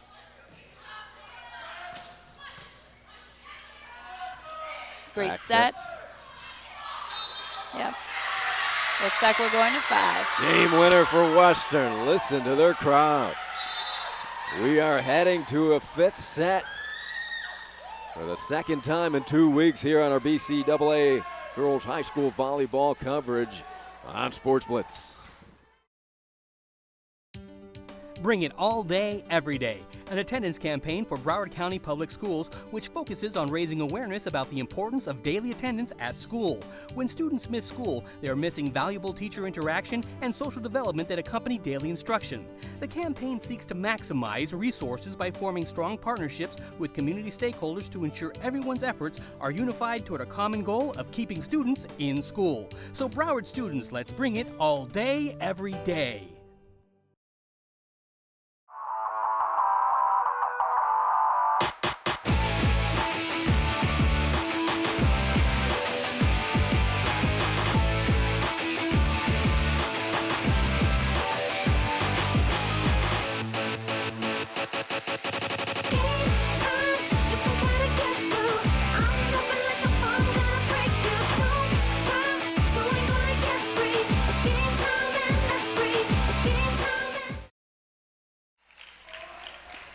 We are ready for Game 5 here in Pompano. And I think their crowd was hoping for this because they are very boisterous now. And looking back at them and laughing. You like that, Amanda? Kayla Francis just kind of looked back and smiled at the big crowd. That's one way to handle it, right? Yeah, definitely.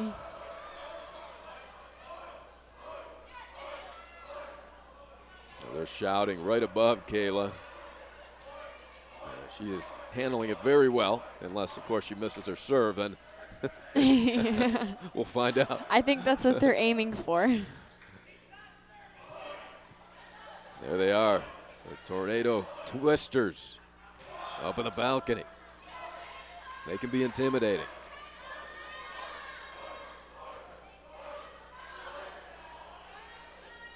There's Kayla talking to him. She's having a good time. We get ready for action here in Game 5. Tied at 2. I'll tell the officials the media timeout is over. We're back here on Sports Blitz. Let's start it up.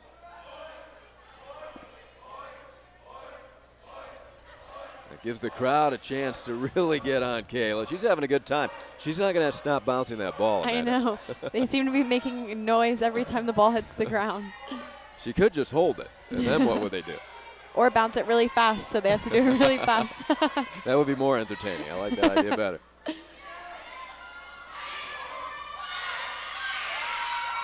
Listen to the crowd, both sides. We got the Western crowd who made the trip over and their JV team.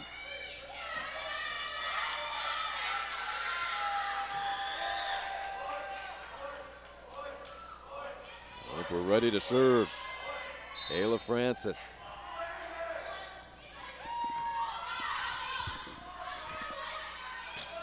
Good shot by Pico. Great set by Francis. She had the right idea to cut that ball down the line, but it looks like she let that ball drop on her opposite shoulder. In a Game 5, how critical is a fast start? Incredibly critical. It's that momentum. We just saw how much it changed, and Pompano was almost able to overcome Western, and Western really needs to get out ahead of the game and stay out ahead. It's a great pass. Let's see if she can finish the kill. Great adjustment there. It's a little bit of a low set, but that middle does an excellent job at getting that ball in play and aggressive. Benito the dig. Keating. It hung on that tape and fell over for Pompano. A good sign if you're a Tornado fan. Look at that arm swing again. So fast, a lot of power coming into her approach. It looks like Pompano's about to earn a free point right there with an out-of-rotation call on Western. It's what we call overlapping in volleyball. Looks like the libero was standing just a little bit too far. Coach Medlock asking for an explanation here, now talking to her squad.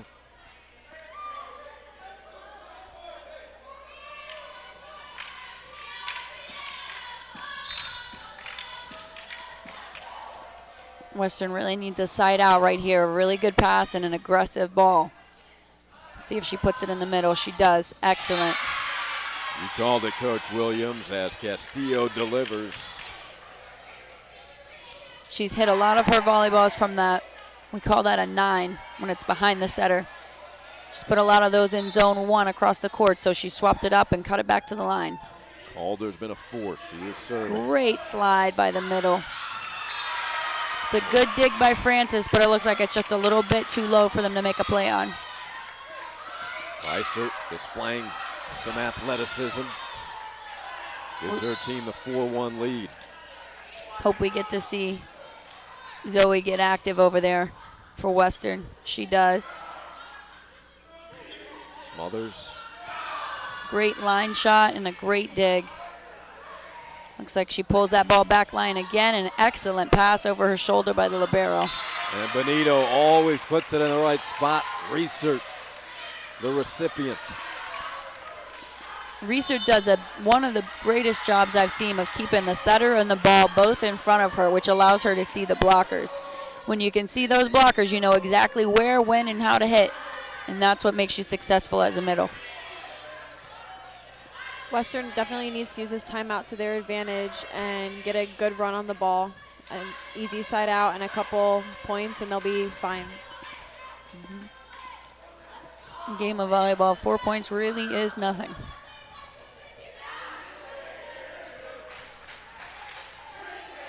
I think we're going to see Pompano get more and more and more aggressive.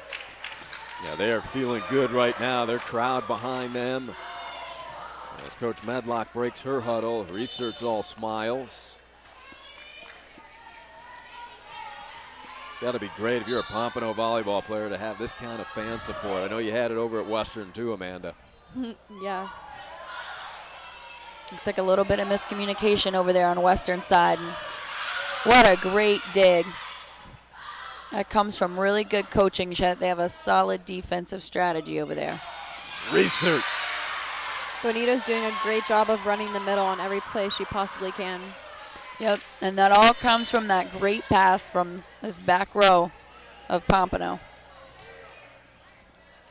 Means that Western needs to put a more aggressive ball over the net so it eliminates that hitter for them.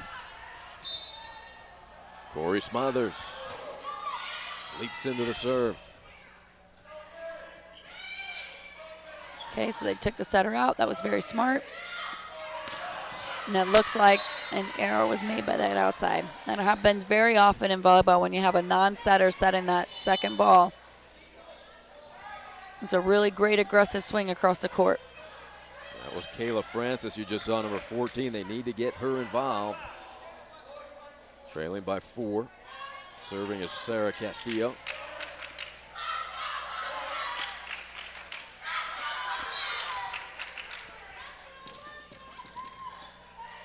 That was an excellent serve, but a great pass. Brannon, beautiful angle. 7-2 Pompano. I know it's tough for you right now, Amanda. I'm sure you'd like to run on the floor and help your mom out at this point. It's very tough. I'm biting my tongue right now.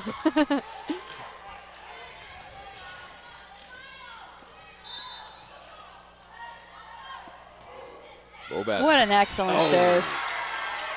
Everything going the Golden Tornadoes way here in game number 5. That's what momentum does for you in this game. It's almost like you can't do wrong. Got that golden hand.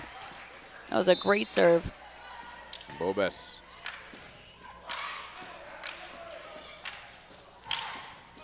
A smart move to tip, but it needs to be into the middle of the court. They're putting it on the line. What a great block. Chilcote, a big play. She's really starting to find ways to make herself active in every play.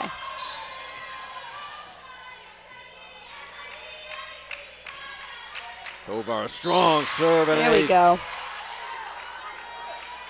That was an excellent serve. Daniela drawing her team closer. 2 points in a row for the Wildcats. Another great pass by the libero from Pompano. Looks like somebody was in the net. They're going to call that hitter in the net. Yeah, Research on the bench at the moment. The sophomore touched the net. So watch her on her arm swing. You'll see her follow through and Right there. get in the middle of the net right there. 3 straight for the Cats. What another great serve. Great pass by Benito. Cut it line. She goes cross. Easy dig for Benito. And Benito Benito coming in to finish. comes up short. 4 straight for Western. A scrappy team for Western, and all of a sudden Pompano needs a timeout as Billy Strachan gets that. You can see a really big difference when Pompano's middle, number 5, Jasmine Reisert, isn't on the court. She is by far their go-to. Now that's the youth that Coach Strachan was talking about. They just don't have the upperclassmen to come in and help Research. They do have Tara Brannon, one of their leaders, another senior.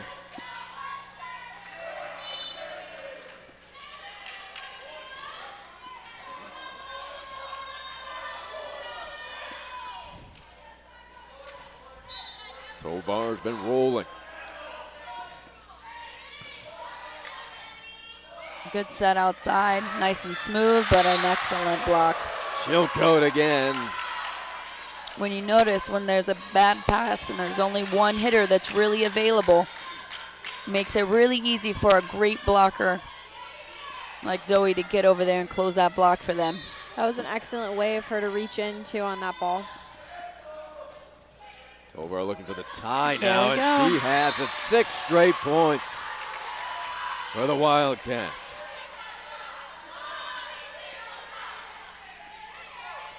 We are tied at 8. It's good to still see a smile on Benita's face as she's hustling after every ball from her passers. She's still encouraging them. It's a great tip. Good set to the outside and a great shot. Still just a little too close to the line. She needs to move it inside. She wants to get that kill.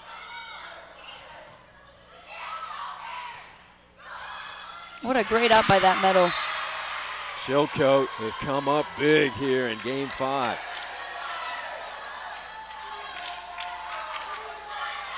7 straight points. She was a little bit early on that jump, but she sure did a great job keeping it in play.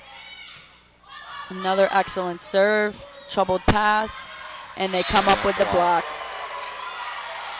Caitlin Lawrence has come up with some big plays off of the bench for Coach Medlock. Timeout, Coach Strachan, is his team in jeopardy of losing 3 straight games to lose this match at home after jumping out 2-zip. What a comeback by Western. Absolutely. It all comes from the aggressive play that they're doing, starting right now with their serve. It gets the passers for Pompano in such a difficult spot to make a good pass, which means they can only set one person, and you got a great middle and a right side with excellent timing. So that makes the block very, very, very challenging for Pompano. Well, Coach Williams, I think you're going to have to help your player out here. Amanda looks a little nervous. It's tougher to watch than play, Amanda. It is. Take it from a parent, I know. It's very difficult to watch. Playing, at least you have some control over what's going to happen, but watching, you just have to hope for the best. Yep. Amanda, of course, rooting on her mother, Nancy, the head coach, and so friendly with the Western team. 10-8. Another great serve, a trouble pass. They have to send it outside, and a great dig, and they finish. What a play. Chilcote again. Terrific team camaraderie here for Coach Medlock and her Wildcats. Zoe's doing an excellent job of staying very aggressive in the front row right now. Tovar's been a force serving. What a great swing. Well, the senior leader, Brandon, comes up with a big play for Coach Strachan. That's how you make a play happen. After 9 straight points were tallied by the Cats. Looks like that right side blocker for Western pulled off, and number 15 was able to see that and put that ball right where she wasn't. See if she goes line. Well, that's a great swing. Brandon was there to Great block. block. Good swing again. They're in trouble. Let's see what they do with it. That A little bit long. Just deep. 3 points our way are the Wildcats. Reesert on the bench here.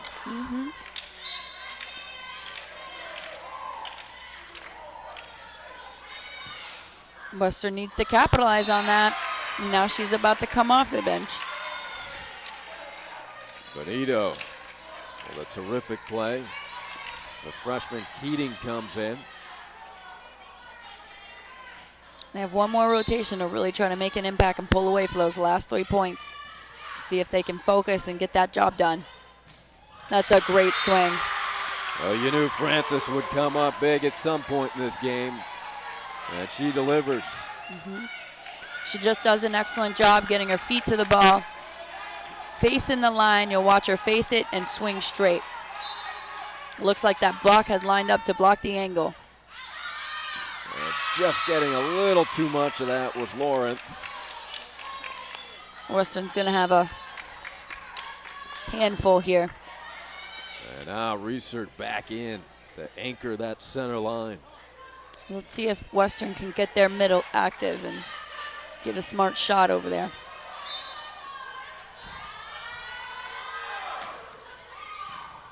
What an excellent pass. They go to their go-to outside, and she does an excellent job for them. Great up. And here come the Tornadoes. Looks like another miscommunication over here on Western. She sets a 1. Not sure if she was trying to go over. Pico set that up with a tremendous dig at the start of that. And another timeout as we come down the stretch here in game 5. Tied at 2.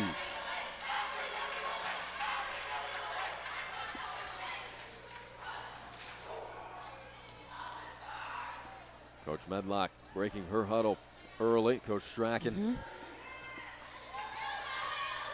still instructing. I think Coach Medlock just wants to get them refocused, remind them what got them so far and that they're still ahead. So they need to play like it and play hungry. Natalia Pico. And this is Madison Bobas. Nope, Pico serving now. Just a freshman. That was excellent right there. Yep. Drew her in to be in the net. You're not allowed to cross the center line with any part of your lower body. So as soon as her knees or hands go over that line, it's considered a net violation. The Wildcats trying to complete the comeback after trailing 2-0. They got 1 point to finish. It's in the hands of their leader. Francis. Dug up by Pico. Keating, Great the block. freshman, keeps Pompano alive. 14-13. It's a barn burner. Into the game. Now we have Bonita up to serve. We know she likes to serve zone 5. Let's see if she does it again here. Godfrey in the game. Looking for the tie. Changes it up. Benito Excellent. for the win. Western takes it. Tovar, the delivery off of the deflection. What a contest this was. That was such a great pass. Really tough match. A lot of energy on both sides. Tremendous match here in Pompano. The Golden Tornadoes jumped out to a 2-0 lead, and Western battled back. They never quit, kept fighting, kept digging. That's got to make you and your mother proud, Amanda. Yes. I'm very happy for my mom right now. So Nancy Medlock and her team takes it 3-2 over Billy Strachan and Pompano in a tremendous battle here on Sports Blitz. Coach Williams, you have to be impressed with this Very much competition. so.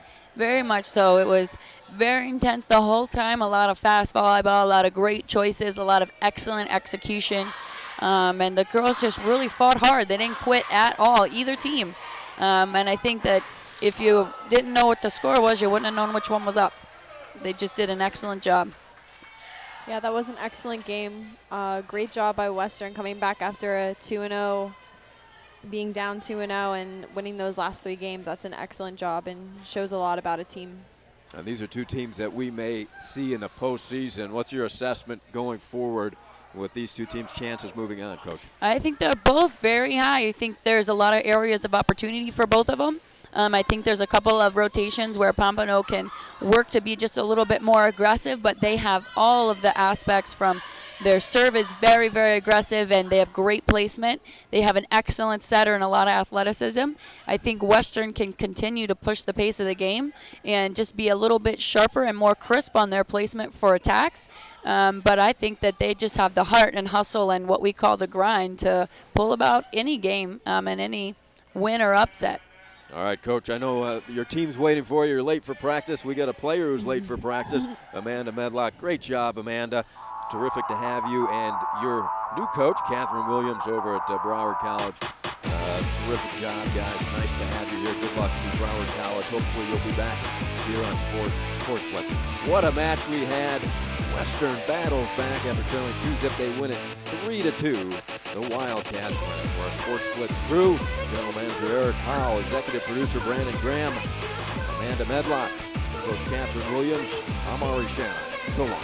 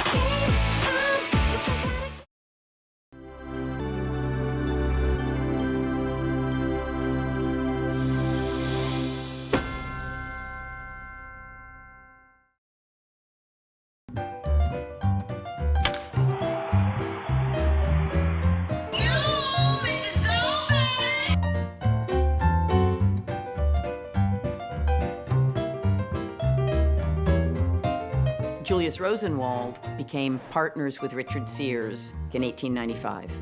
Sears was what you could call a swashbuckling salesman. He would sell things he didn't have. He would sell things he didn't even understand. What he enjoyed was the selling. Under Rosenwald's leadership, Sears Roebuck became the largest retailer in the country. Julius Rosenwald had 2 personalities. He was a tough businessman. And then, of course, this other side, the civil rights champion, somebody who really saw the disgrace in this country of African Americans being treated so poorly. Education was seen as a dangerous thing, and white Southerners wanted to keep it out of black people's hands. Rosenwald was clearly affected by the Jewish belief in tzedakah. Giving charity was justice and righteousness. It was a fundamental commandment. It's a wonderful story of cooperation between this philanthropist who did not have to care about black people, but who did, and who expended his considerable wealth in ensuring that they got their fair shake in America. Julius Rosenwald and Booker T. Washington combined with this plan for building black schools. They are engaging in a radical experiment. It's a wonder they were able to achieve it, but achieve it they did. And in the end, 5,000 plus schools are built all over the South. Julius Rosenwald created black schools throughout the South. Without that initiative, we would have had a different America. It was a little school, a short distance from my home, walking distance. Beautiful little building. It was a Rosenwald school. It was the only school we had. I thought my school was grand. It was the Lafayette County Training School, so there. The Rosenwald Fund was the single most important funding agency for African American culture in the 20th century. If you look at the list of people who receive money from the Rosenwald Fund, it's literally a who's who of Black America. In the Jewish tradition, we talk about righteous action, this notion of tikkun olam. You do work on repairing the world.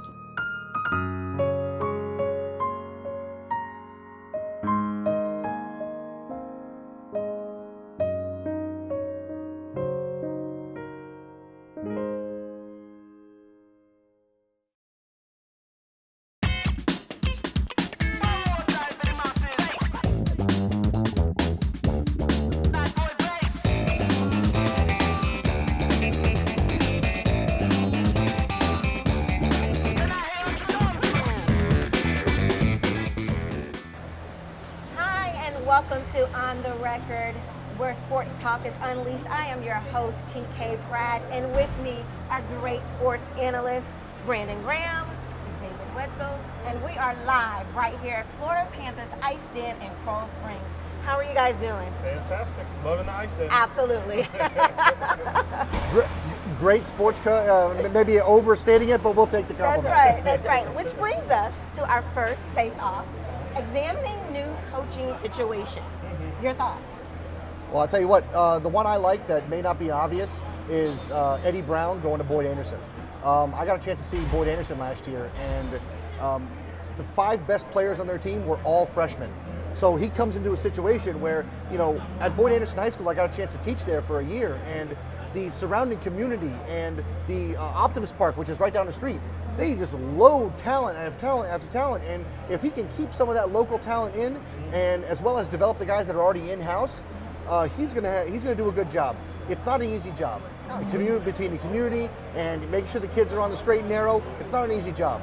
A good buddy of mine, Wayne Blair, used to be the head coach there, and it's not easy, but it can be fruitful. It can be rewarding, and I think he's going to do a good job with it.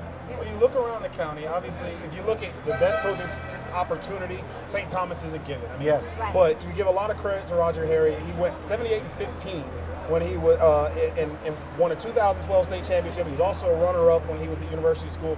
He's in a great spot, but like you said, there are some under-the-radar type of things. Coral Springs, I think, is going to be one of those because I think the kids really going to buy into what's going on. Coach Zaccardi is a fantastic personality. You really get a good vibe from him, and I think that goes a long way with athletes. Deerfield Beach hired a new coach, again, hired from within. I think that is big. I think both Coral Springs and Deerfield Beach hired from within. I think that's big. And Deerfield Beach, they're always one step away. Oh, yeah. They're not there. They're one step from it. And that's why I think, as well, good situation. Coach coming in, the kids recognize, obviously hired because they have a lot of faith in them. So I think that's another situation where it could be something that ends up working out. And I'll tell you what, Chaminade going out, picking up St. Thomas Aquinas, Jason Milgram, the offensive coordinator from last year, you know, he's had plenty of success at St. Thomas, bringing him into the mix and saying, you know, we had our success in the past, but we're going to get back to that by hiring Jason Milgram. Coaches, they call him Coach Moose, you know, and he's a legend out there. He's done a great job at St. Thomas for so many years, and you know, now going over to Chaminade, looking to bring it back. Yeah. Well, with the new coaches coming in, of course, all of the attention will be on the next football season. And so I'm looking forward to see all of the new coaches in the new football game. Oh, yeah. Great season. Oh, 2015, I think, is going to be even better than what or 2016 is going to be better this year. And there's just so many good teams now, and, you know, just optimism, you know? Yeah, and with the football players, concussions. How severe is this, and does it affect the players? You know, when kids were growing up and when they were smaller, they didn't move as fast, it wasn't as much of a problem. And maybe it was, maybe it wasn't. Maybe the awareness is creating more of a problem. But I tell you what, kids now are bigger, they're stronger, and they're faster. I think the equipment is also getting better to help protect you. But I think I think the kids are just getting so big and so fast that the equipment can't catch up.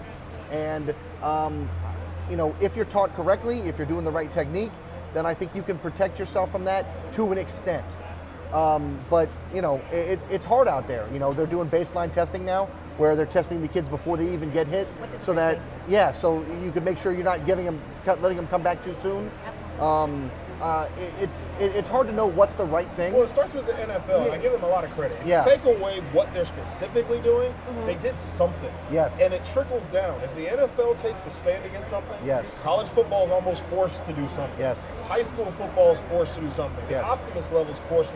And I think that is, and the NFL is getting beat up a little bit because yes. of what happened or what in the but they're doing something, and I give them that credit. They're saying we got to change something, and I guess the in vogue thing to do now is asking NFL players and athletes, would you let your own son play football? And it's far be it for me to ever tell somebody what their child do, but you were a coach and Yes. you have a son. Would Yes. you let your own son play football? The one reason why I'm going to say yes is because I know that when my son grows up, he's going to play and he's going to be coached by me. So I know that I'm going to put him in the best situation by teaching him the correct techniques, and I think that's going to be helpful. And the other thing is equipment. Yep. I agree. I think with the top of the line equipment, with the new stuff, you're protecting yourself, and you can help minimize some of these risks. Are there risks? Absolutely. There absolutely are risks. But I think you can minimize some of these risks by correct technique and the best equipment that you can get. And education, I think, goes a long way. I agree. And the FHSAA now forces coaches to watch the concussion video at the beginning of the season. Yes. You have to sign off that you've seen it. Yes. And I think education is huge. Yes, it's another step you have to do to coach, but it's a necessary step. And I want to say, and you and I both know what the benefit is of having a trainer on staff at a high school. Absolutely. Coaches get so focused on things sometimes that it is something that to have another voice that's actually out there to say, look, I know this kid's great, but he needs to sit down. Yes. And that's a good Yes. thing. You need somebody. I'm To see so those signs, thankful to have a trainer whose job it is to pay attention to things like that. I mean, and Bill Davis is a trainer who's been at Hollywood Hills where I've been for a good deal of time. And to have a trainer is a huge load off. And that's why I feel that our athletes are much safer. And you know what? We give our time because we love these kids. That's right. But sometimes something else clouds our judgment. The coaching carousel is always turning, and it's hard to always make the right decision. But if you have someone else who's in charge of that, just like Coach Davis over at Hollywood Hills, then he's going to keep you on the straight and narrow and protect you from yourself. And it won't be something that's done on purpose. Right. But every once in a while, you get in the heat of the moment, and you really don't want to make it a wrong decision because it's something that's that important for their future moving forward. That's right. Well, guys, we just had the 2015 National Signing Day. Yep. Let's look forward to 2016. What are your thoughts on that and who you're looking forward to seeing? Okay, I know I'm starting at the top here. Okay. But when you got Nick Bosa, Sam Bruce, and Devin Bush, I'm starting there. Devin Bush is just a monster. He's a man. He is. He's a man. That's a man playing high school football. Let's call it what it is. And we've seen Absolutely. it a lot. I mean, and even Sam Bruce is a guy that right now the University of Miami has. They need to keep. Yes. I've had the opportunity to coach against him, to watch him. The kid is electric. Wow. And he's, he says he's still Miami. He's still going to some places. I think Miami definitely wants to do what they can do, and I think they will. I am going to say, I'll go out and say they're going to keep him. I think they're going to have to win. I think it's going to be if they underachieve, in my opinion, I think he does look elsewhere at Florida State, at Alabama. He can go wherever he wants. Yeah. But looking at 2016, I think Miami has to achieve for him to be able to for them to keep him. You're talking about Miami. Last year Miami signed one Broward County athlete. One. Okay. This year they've got 4 commits in Broward County in the top 40, and they're targeting another 8. So they know how important Broward County is. If they can get, right now they've got 4. If they can pull 8 out of 12, that's huge. I mean, even if they just keep, go 50-50, 6 out of 12, that's huge. Okay, they know how important it is down here, and that I think is interesting with signing day. Not to mention what you said. Flanagan and St. Thomas, each of them have 2 players in the top 10. You know who else has 2 players in the top 10? Coconut Creek. Coconut Creek's got 2 players in the top 10, and and they're not a traditional power. Where I think these 2 guys, a wide receiver and a DV, Benjamin Victor and Malik Young, I think can help carry this team in one of the hardest districts in the entire county. So those 2 big name prospects are bringing people in, and I think it's going to be great for Broward County. You know what I like to see? I like to see the FAUs and the FIUs start making their inroads back again. And I think FAU tried to take that step when they had Roger Harriet come on. Yes. I think that was big, and Yes. they got Scarlett. It worked initially, before initially. they had him. Yeah. And then FIU now is bringing in Ice Jr. Yeah. They're bringing in a Dade County coach. So I think that's smart on both coaches' parts to say, look, let me go get some guys who know the area. That way we can keep these out. You can build a fence around Broward County and Dade County. You're good to go. So I'd like to see 2016 signing day. FAU and FIU starting to pluck a few of those 3s and 4 stars and start making those. And I'll tell you what, FAU's head coach, Charlie Partridge, 9'5" boy. Oh, All right, and he the went. guy can recruit. He can. Good He gracious, can. He went to Plantation High School, and he's a great recruiter. So Absolutely. Well, we're going to have to look forward Absolutely. to next year's signing day. Speaking of, let's jump over to the NBA. NBA players from Florida. Your thoughts on that? There's a lot of them. I mean, and there's some currently. There's some that played in the past. I love Eddie Jones. I like Mitch Richmond. I like talking to players now and saying, look, there were some guys who played that you have no idea. And those are 2 of the names I always like to bring up. And of course, James Jones, Udonis Haslam played down here.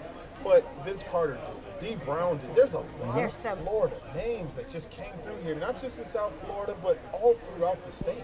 I'll tell you what, there are 3 Hall of Famers that played played down here and grew up down here. Mitch Richmond is in the Hall of Fame. Artis Gilmore, 7'2" center, just a machine of block shots, rebounds, the whole deal. He was the man. And don't forget, David Robinson, the Admiral. The Admiral grew up in Key West, all right, in a Navy household, down at the base. And then just along those lines, you see Clay as one of the Splash brothers right now, and he's shooting the ball. Michael Thompson was a Miami guy. Yeah. He was here. Oh, yeah. And at Miami Jackson. So, again, you forget about all these names. You forget about the David Robinson. But Florida is just that fertile. I mean, Amari Stoudemire it was another guy who was from Florida. So, to say who's your favorite, there's just so many to pick from to say who's your favorite Florida. And you're right. They say we breed football players, but Florida is also known for breeding basketball players. Let's not forget that. You can't forget about Daryl Dawkins, Chocolate Thunder. Chocolate Thunder, man. You can't forget about that. I mean, the list goes on and on. One of the most famous New York Knicks was Anthony Mason, Miami kid. So. And I mean, of course, Brandon Knight. You don't. You forget all those other names are great. He just was here with Pinecrest, and now he's one of the young guns in the NBA. Excuse me. That's doing some great things. He and Kenny Boynton had some battles back then that were just. I got to sit, and they had to move them from those gyms because they weren't big enough. They had to put them in Nova Southeastern's gym, and that's how many people wanted to see what those competitions were. So. I think we're just starting to reach that point now, and Dillard and Ely are starting to help us, but there are a lot of names that really you could say are favorites. And I know you've always liked the Alonzo G's. And Alonzo G to come back home. Oh, absolutely. He's a Dwyer grad. He's a Dwyer grad. I mean, a high-tempo guy, good defender, and, but the Florida signature on the NBA is a lot more than what people think. And I'm happy to see some of those names, Otis Thorpes and Vernon Maxwell back from the back from the past, from the Houston Rocket days, and just great basketball. And people don't realize it, but we got some basketball here too. And I'm so proud to say I'm a Floridian right now. But guys, thank you so much. That was our sound off question for today. And stay tuned because we'll be back for more on the record.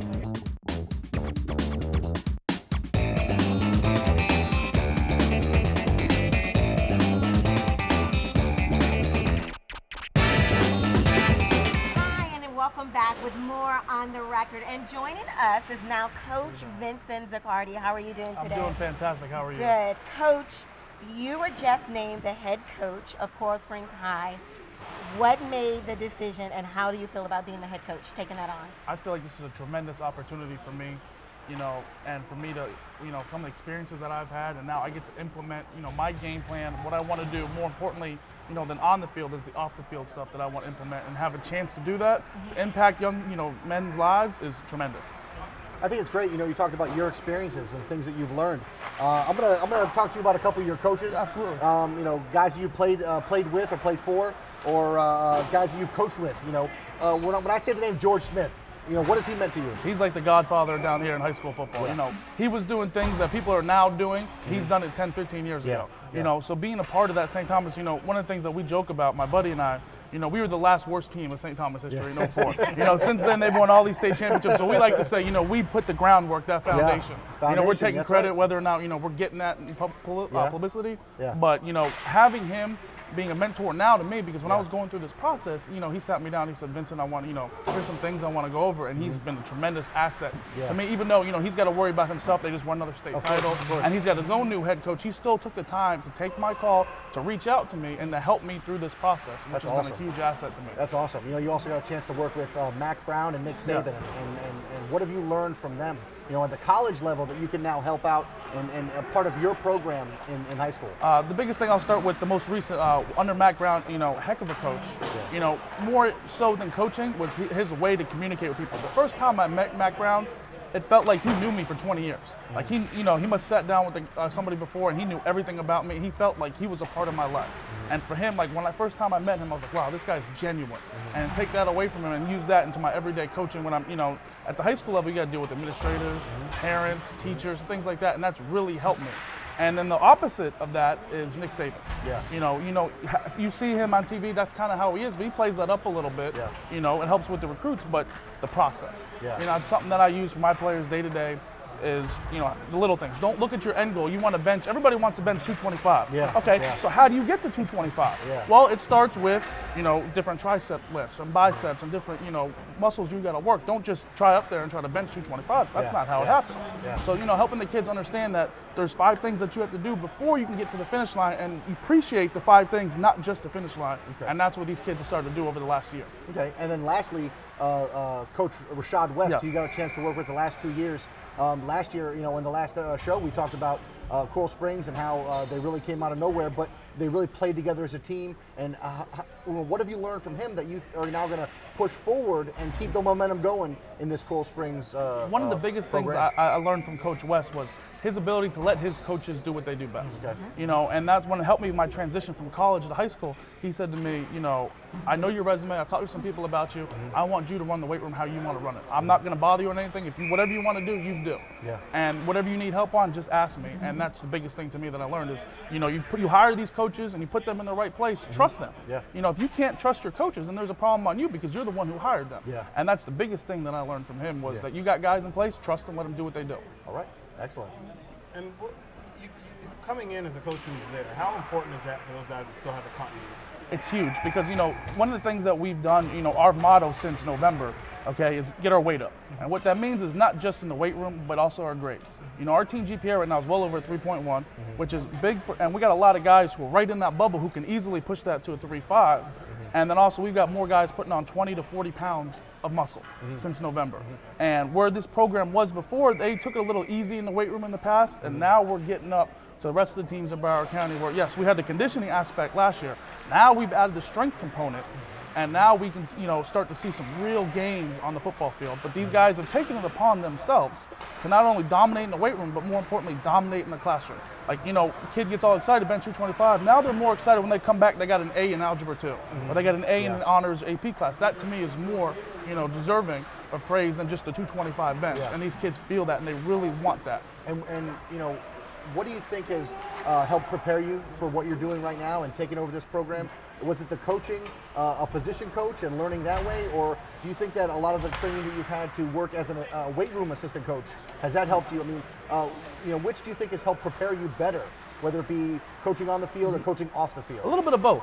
The biggest thing that, especially coming back to high school, was you have more of a parent and a teacher hat than just your coaching hat to relate to the kids. Any coach can sit up here and talk about X's and O's. Yeah. But to real separate great coaches from, average coaches is your ability to connect with the player and get that player to run through a wall and do what it takes, on and off the field. And that's the biggest thing, being a weight room assistant and even on the field stuff has really helped me prepare all those different things into one role for these kids. Awesome. Well, Coach, we would love for you to stick around because I would love to talk more about your coaching career. Absolutely. Because some people may not know that you actually coach in college football. Yes. So stay tuned. We want you to stay right here. I'll be right here. And we'll be back for more on the record. Guys, it's time for the hot seat. Question for you today. What's a bigger surprise? LeBron leaving or Whiteside coming to Miami? I'll tell you what, the only person out of all of our viewers, the only person that's going to believe me is this guy. And I'm saying it's LeBron leaving. And the reason why is not what you think. It's because I've been talking about Whiteside for 4 years. Okay, he was Defensive Player of the Year in Conference USA. Only a freshman, big upside, great shot blocker. Kind of fits into what Miami Heat system's been. Did I expect him to go over to China and Lebanon and then come back? No, of course not. But when he was originally drafted, I was high on the guy. And was I expecting this now? No. But I remember the name from 4 years ago, and I'm really happy that he's here. So I'm going to go LeBron leaving because I think it was a shock. And I saw that Hassan Whiteside could be a good pro, excellent shot blocker, good rebounder, and that's what we've seen so far with the Miami season. You know, not the best shooter, but he's putting back offensive rebounds. He's rebounding the ball. He's shot blocking shots. So I'm going to go James. I'm going to go James.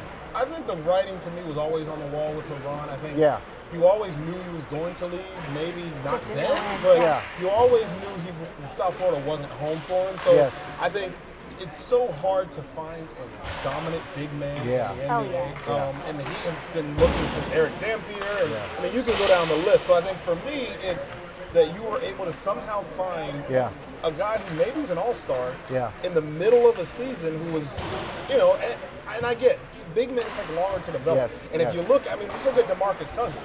He's progressed as far as points go. He started at 14.1 a game. He was 18.1.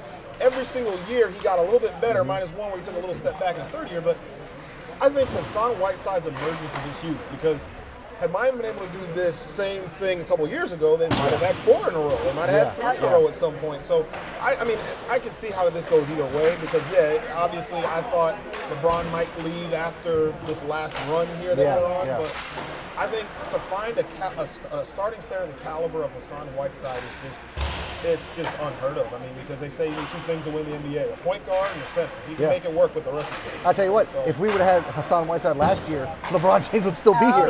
You know what I'm saying? Absolutely, I agree. And I think that's why, to me, I think that was the bigger surprise. To see what he does on a night in and night out. He's still learning and he still can get under skin a little bit. It's still frustrating from time to time. But, I mean, the upside for someone who's still that young, and then to find he was at the YMCA in North Carolina, whatever it was, a couple of months ago. So I don't know. I think that to me was a bigger surprise. Stay tuned. We'll be right back for more on the record.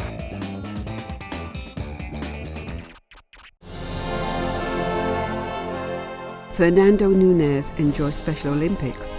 Nunes started in the program in 2004 playing baseball, but now is involved in several sports including swimming, volleyball, surfing, skiing, and stand-up paddleboard.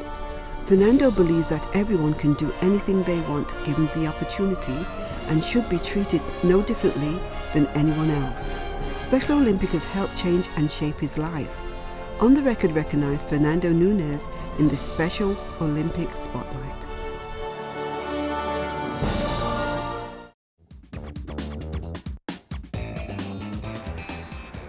Back with more on the record. Coach, thank you so much for joining us again. You're welcome. I want to talk about your coaching career. University of Alabama, more universities. What was the other university that? University of Texas and then Central Connecticut State University. Well, what brought you here to Miami? I'm born and raised. You know, I'm a South Florida kid at heart. Miami sports man. You know, so when I had the opportunity to come back home after my father passed away, and some of the things that he did at St. Thomas, I said to myself, well, maybe now I can come back and kind of do some of those things because, you know, you're in college and you don't have the same impact on kids as you do in high school. So when I had the opportunity to come back down and teach and coach, whether it was at St. Thomas or Coral Springs, I said, oh, this is a no-brainer. You know, let me give this a shot. And then, you know, shot turned into, you know, the last year has been an amazing year in my life. And we got a chance to cover your game at Deerfield Beach, which ended in a great fashion, obviously. I mean, and we actually have one of the clips from what that game was. And what is that like for you guys where we were talking about you were a surprise team to some? And did that kind of help a little bit with kids buying into the process and buying into what you guys were doing with, you know, with this? I mean, this was a play right here where it just that kid wanted there so nervous. You know, that was a kid. We see him once a week, and we see him at pregame meal, and that's it. You know? Right? So when we see him at pregame meal, who are you again? You realize that's the kicker. You know, but we told our kids all off season long that we were going to be the hardest working team in Broward County.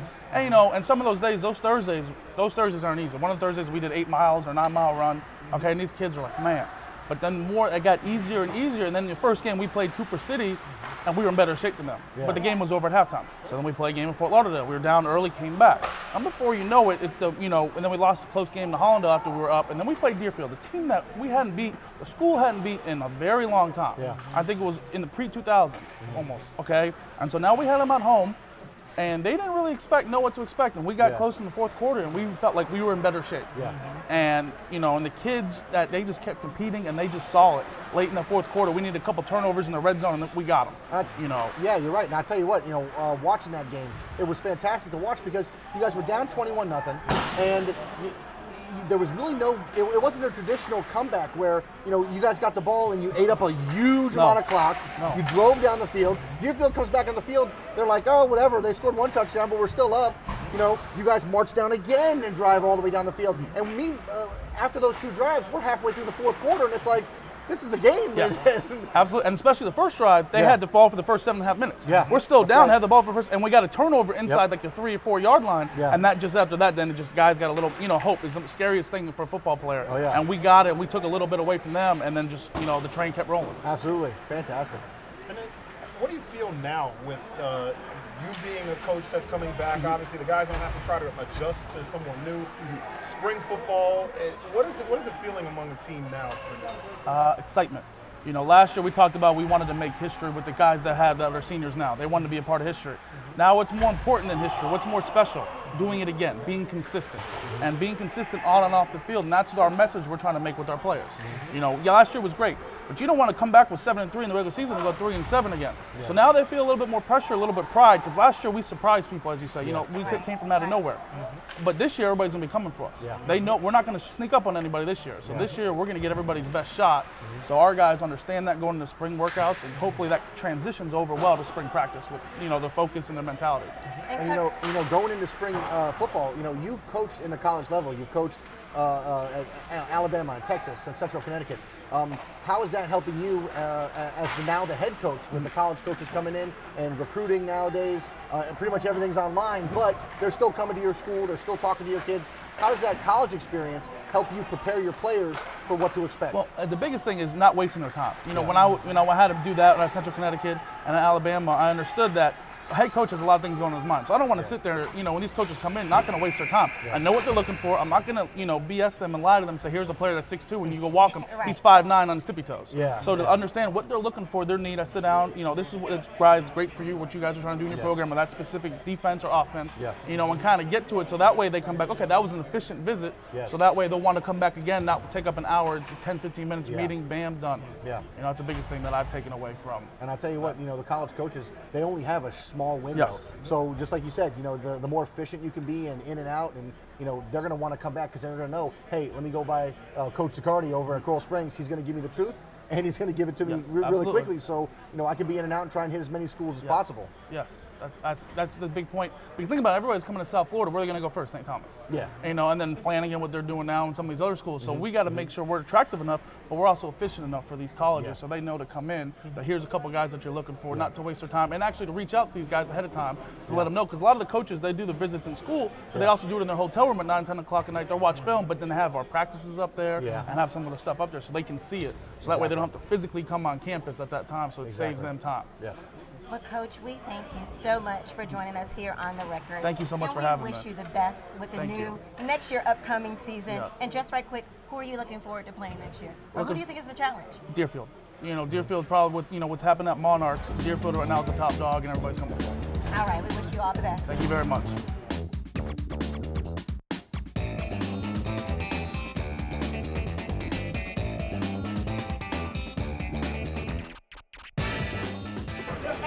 Back, and it's now time for overtime. Guys, who would you like to recognize? I want to shout out to Larry Bluestein. Larry Bluestein's a legend down here in South Florida. He's doing a great job, and he's always looking for the latest talent.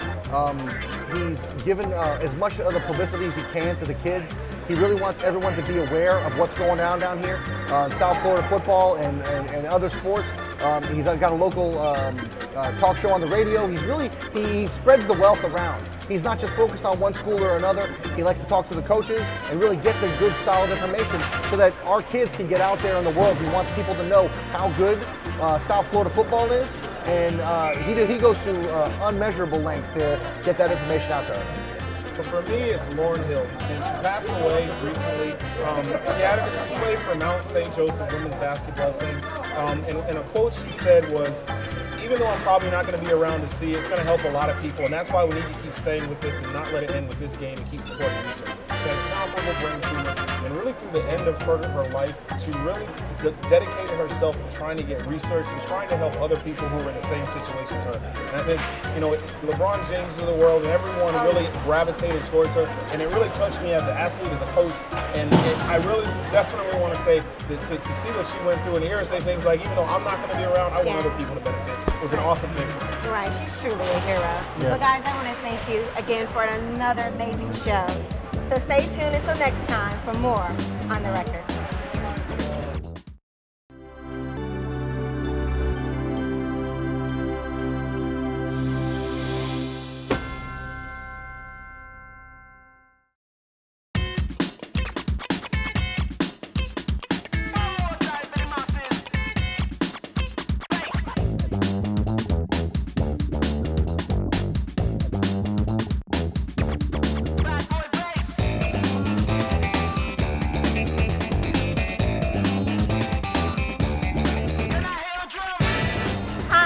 Welcome to On the Record, and we're live here at Davie, Florida.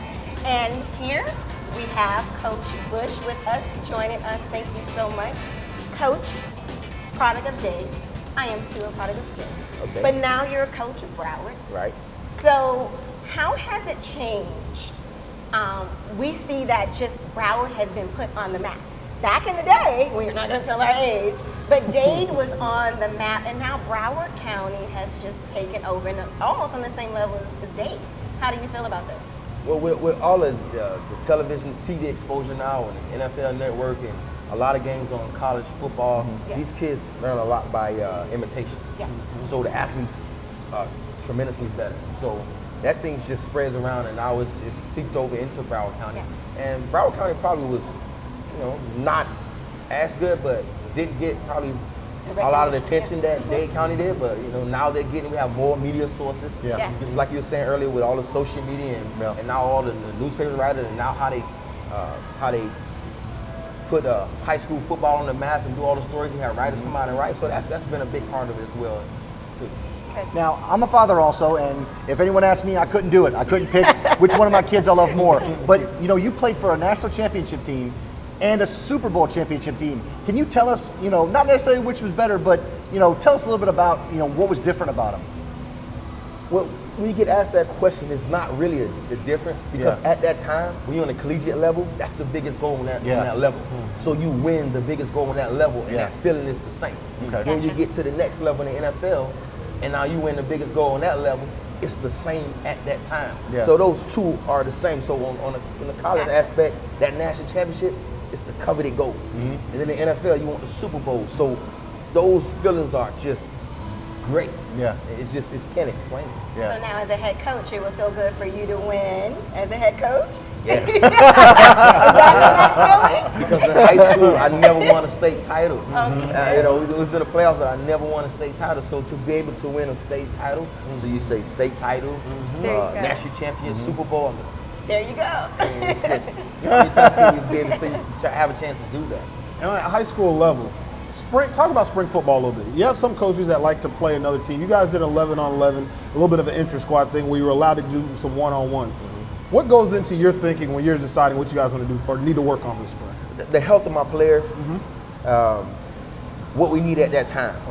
Each time and each segment is different. So the things that we go back and we discuss about what we need and what we need to work on and what we may need to develop determines how we're going to prescribe what we do in practice and what we do going forward. So this year we have some younger guys that we want to get a lot of playing time and create a lot of depth. So that was the best thing for us to do, that just to concentrate on ourselves, to get them in and to let them go so they learn a lot, because we're going to depend on those guys and need those guys during the season to make it through. Right out of college, you were drafted in the first round. Tell us about what you did on draft day and how that experience was for you. Draft day, I was sitting at home with my family, just watching the television, really enjoying the draft as I did before, trying to remove myself from it as being a draftee. So I was just watching, enjoying the draft, watching the other guys. Being a fan. Yeah, watching the other guys get drafted, and then in the back, your hands in your palms, sweating, saying you don't know what's going to happen. Yeah. And then the phone call ring, and it was the Atlanta Falcons saying, hey, we're about to take you with the next pick, and it was a dream come true. Yeah. And I couldn't hold back my emotion because I had worked so hard for that opportunity, and now it was just something that had come true, and I was so excited they would just go out and play because I love the game so much that I couldn't stop playing, so it was another opportunity for me to continue playing. It's awesome. Is that a feeling you can describe, or you've ever tried to describe to your son, that draft feeling? Nah, I didn't talk about the draft feeling or try to describe it because I didn't want him to think that I wanted him to play football, was pushing him to play football, or even pushing him to think about being drafted. You know, so this game, I played it because I loved it. You know, not because of that, but I loved it. So, you know, you kind of get touchy in the way you talk to your son about things. So I don't know those pressures because I was the first one to play. I didn't have anybody to come behind. So I don't know those pressures. So I'm careful by different things that I say to him about the draft and the NFL. You know, I just want him to have an opportunity to enjoy playing the game. That's a great point. How do you keep yourself from doing that when it comes to college and you know, and pushing him to a specific place? Well, now because I had my own free choice of where I want to go. And like I said, I grew up a diehard Miami fan, and I was able to make my choice, and it ended up working out for me. So I could not possibly take that opportunity from my son that he's worked so hard to do. It's him. You know, we may share the same name and share the same things that we do, but it's still him and what he needs to do in his fit. So it's all his choice. And one last thing, speaking of your son, you know, you talked earlier about the equipment getting better and being able to coach your son. Has that allowed to relieve some of the stress of people talking about concussions now, and now that you know the equipment's getting better, you're seeing it firsthand, and that you're coaching him yourself? Well, most players, they don't think about the concussions. Yeah. I mean, they play this game, it's a violent sport, and they play it because they love it. You got to be kind of crazy to play it. But when you step back as a parent, you say, oh man, I hope they come out the game safe. Yeah. So, you know, with the equipment being better as a coach, you say go, but when you step back as a parent, after the game, you want to make sure and check and say, oh yeah, he's good, and then. But with the right techniques and the right and the right equipment, you know, you got to feel more comfortable about it. Right, but I mean, they're trying to make the game seem like it's so dangerous. Yeah. But when you're taught the proper technique and you're trained properly to protect yourself out there, these injuries really don't happen a lot. It's like they're trying to say this is really a good game, and it's not that dangerous to play. Of course, there's some injuries that happen, but at least you know where you got it from. Yes. You earned it. Yes. So, but with the proper techniques and all the technology and what they're doing, it's a safer game. Yes. Very safe. Yes. Well, Coach, we thank you so much for being a part of our show today. We wish you all the best. You are a leader, you know, to so many, and also your son. So we wish you the best in this upcoming football season. Okay? Thank you. All right, thank you so much for joining us here on The Record.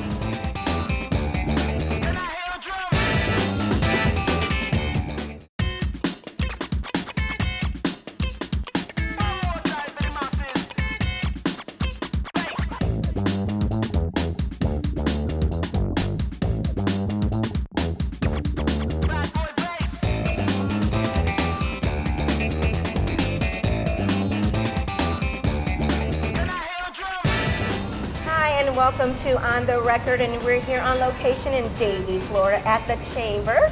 And speaking of the Chamber, we of course are joined by Chris Chambers, who's the owner of this awesome fitness center. How are you doing today? Doing well, thank you. Good. Chris, the facility, what is your motivation and what all do you guys offer here? We offer a little bit of everything. As you see, the equipment is state-of-the-art. And that was the first thing, you know, having a guy, our director pouring from Europe, you know, a little bit of stuff that they do is very scientific out there, so he was able to kind of bring some of that flavor here. We have what we call Kaiser equipment, so the equipment here is air pressurized, so we can calculate almost anything, and it's very safe. Once again, everything that you kind of see on the floor here, having a nice little carpet turf here, doing the plyos and doing the battle ropes and the hurdles and everything you hear. Even this beautiful wall right here, it's called this wall ain't no joke. All right? So we do some things on this wall that really work on you, okay? And so you just kind of accommodate and kind of bring it kind of all together, and it's really for everybody. We treat our what we call, I guess, regular folks who's really not athletic, like athletes, all right? You're gonna have to pick up a baby, you're gonna have to do something athletic in your life. Absolutely. There's nothing wrong with getting that same type of training and then feeling good about your body. Good. So you're from Cleveland, Ohio. Yes. All right. What made you leave the state of Ohio and go to Wisconsin? All right. Well, I got a scholarship there, so Yeah. that was the main reason. I had an opportunity to go other places, but for me, I wanted to play football and basketball. Okay. And, Wisconsin afforded me that opportunity, and so I just took advantage of it. The coach absolutely let me play basketball, which was extremely hard to do. When you play football for 4 months, you don't even touch a basketball. You go straight into a Big Ten basketball season with a bunch of guys that are like 6'5", 6'7", 6'8", because in high school you don't get that type of size. Yeah. And so I had to kind of adapt, and I got a little stronger in the weight room, so the jumper didn't come around for a little bit. And but it was fun to be able to do that, and then to be able to go to a school like Wisconsin. It was very diverse. Yeah. 45,000 students, small 5% minority. Okay, so it's a little bit different. 300 some people in the class, and it was just real good, like cultural experience for me. Being from Cleveland, I've been around certain type of people until I got to college, and I think that really helped me out once I was able to leave there. Okay. Yeah. When you got drafted, you didn't just come to the Dolphins. You kind of kicked the door down when you played that first year. You know? And talk about what that was like for you. I mean, that's a transition for a lot of people, but obviously for you, you just kicked right in. It was, and then I didn't know where I was going to go. I was slated to go 15. A coach, Marty Schottenheimer, a great coach in the NFL, told me I look like Tim Brown. And he was just saying, man, you remind me of Tim Brown. And I'm like, oh, this coach thinks I'm Tim Brown. I'm about to get drafted. Number 15 to Washington Redskins. I didn't get drafted at this big old draft party. And now they do it a little bit different in stages, but the draft used to be one full day of stuff. And so, I didn't go into the 52nd pick, so it was like 11 receivers went before me, and you just kind of count down the team. Lucky enough, the Miami Dolphins called me, and I was able to just get on a plane and come to this very humid environment. And then I had a great first day of just being on the team. Much like Devontae, I think his first couple of days of practice, he was just kind of showing a lot of skill. So similar type of thing with me, and I played my first year. I didn't start, but I got an opportunity. Somebody got hurt. I got an opportunity to play, and I started ever since, the rest of my career. You got a lot of ties in your community back in Ohio. You got a camp going on in a couple weeks. Not to mention your ties here. I mean, you're still located here. Your fitness center's here. So, your playing days, both, in high school up there, you're playing down here. I got to give you the hardest question: Heat or Cavs? Heat or Cavs? Cavs. It's not even close. Going with the hometown team. The only reason that I really was rooting for the Heat was really because LeBron was here, because he's a local kid. Okay. So and I like Dwayne Wade. He's my favorite player. All right. In the NBA. So I'm partial both, but Cavs. I grew up in Cavs. In Cleveland, I grew up in a really good era. And it was like early 90s, and the Cavs were good, the Browns were good, the Indians were good. And so sports in that town was king. It's almost like it is right now. And just to be around those certain guys, the names like Mark Price and all these other guys, that I don't know if our younger audience even know. They got to Google these dudes now. But that kind of elevated me. But I never was around professional athletes when I grew up, and my mom took me to a camp, and it was a Michael Jordan camp. And Jordan was way over there. The first time I seen a professional athlete, he did a couple little moves, and then he left, and I was like, oh man, I want to go to the NBA. Just off one little camp. So now I know that if the kids are around professional athletes, that the inspiration just kind of picks up from there. Yeah, you got to respect, it's a hometown team. You're sticking with them. Absolutely. You grew up with them. It's all right. That's cool. I can't hate on that. And speaking of hometown, what made you, because usually some people go back, what made you make Miami your home? Miami, Cleveland, it's really it's not as bad of a comparison. Even though it's it's a great place. Actually, when I went to San Diego, I really enjoyed living in San Diego, and I got a chance to live in Kansas City, and those are all different environments and stuff like that. But the South Florida, you really just can't beat the environment here. You have the beach, and you can go different places in the Caribbean and just have a lot of fun. So I really enjoy my time here. Nice. What are you noticing about the differences with draft picks now coming in as opposed to when you played? I mean, you had the Devontae Parkers, obviously, and it was a little bit, not that long ago, honestly, that you were drafted, but what are you noticing about the difference? I think they're more polished. Now we have combine training, and so a lot of people leave school, drop their junior year, or they be right about to graduate one semester, they drop everything, just like I dropped everything, but I stayed at my school and I trained. And now you have these training facilities around the country, in Arizona, here in Florida, which is a lot of competition, and in Texas, all the hot places. So the kids leave their school, they go to these training destinations for 2 or 3 months just to get their one opportunity to play in the NFL. And you went to school to make money, so you had the opportunity to do that. So now that's the difference. Even from like the Wonderlic testing and the stuff that they're doing, They even have people flying out, their coaches telling them how to handle themselves around the media, what to say to the coaches, all these little itty bitty things is going to make an opportunity for a coach to say, I'm going to take that guy. And I think that's the biggest difference now. It's just more emphasis on it. You guys see it now in some of the shows, Draft Academy. They're following players. They're following guys who can't make it now, and just seeing. So it's just like this development of football culture. It's really all year round now. And what do you do here for that? Because I would imagine you work with guys who are trying to go to the draft here. Yeah, we do. This year was our biggest draft class. We had Rashad Green, and Rashad is Florida State's all-time leading receiver and the ACC all-time leading receiver. And it was just kind of good to have him around because that was our first real combine guy. And so a couple years ago we had 2 guys go make the league. This year we had 4 guys make it, and they're here from January all the way to March, practicing 2 times a day. We put them up down the street at one of a nice little condo, and they're on meal plans. They're on this regimen. And it's really a brutal kind of beat down just to build them up for that one day of combine or their pro day. They have 2 opportunities to impress the NFL scouts, and that's it. Some guys get more than others, but some guys, they kind of fall short and they're kind of looking like, what do I need to do to continue that? And so we try to help guys continue their opportunity in other leagues besides the NFL. And Chris, the facility is not just for football. It's No. all athletes, all sports, ages, Yep. girls. Girls. And Believe it or not, we're probably about 50% women. We have a nice mix. It's very competitive. Everybody's in kind of their own groups. So it's just nice to kind of be in a facility that you see today. You see adults and pros, and then you see kids, and it just goes over and over every single day. And sometimes the kids see the pros, or sometimes the adult work with the kids and the families, and so it kind of brings everything together. And before we go, can you give contact information if they want to contact absolutely. Chamberfitness.com. Obviously, we're here in Davie. You can visit us on our website. You can visit on our social media.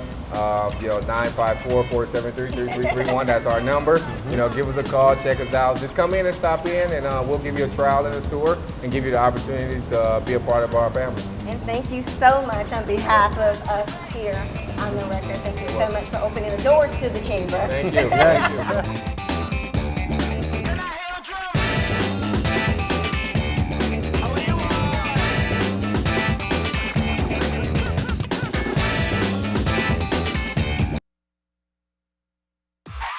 Walking school bus.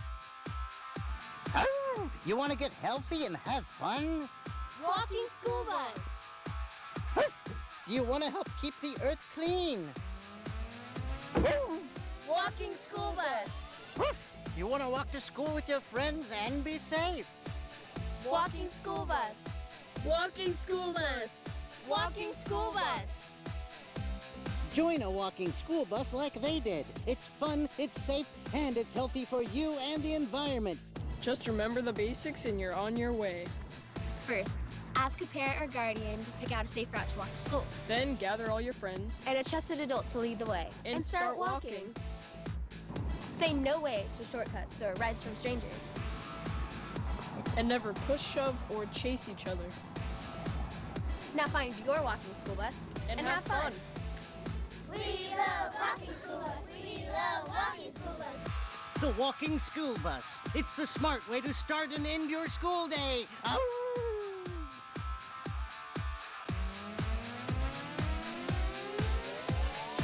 Walking school bus.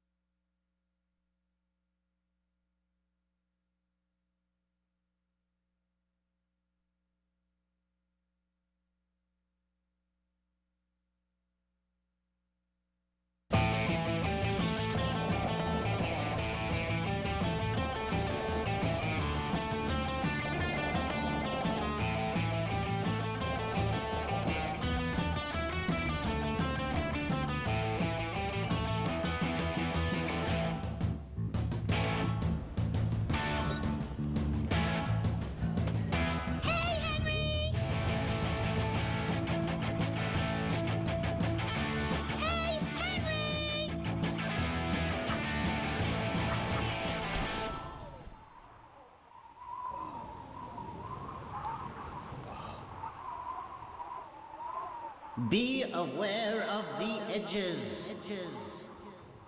Freaky. Totally freaky.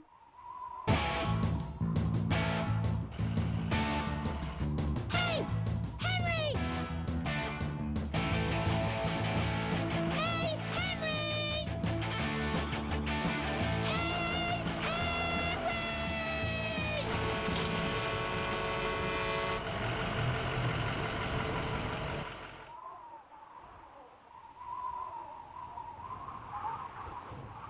No!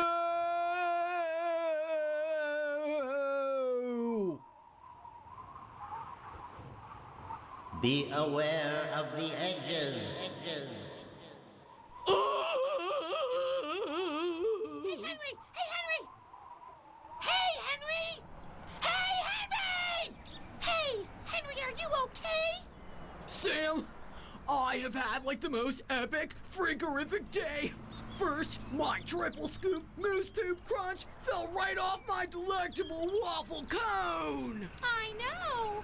So tragic. Then, my vintage Skatinator board was demolished right in front of my eyes. I know. Also very tragic.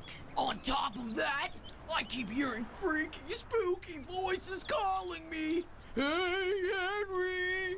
Hey, Henry!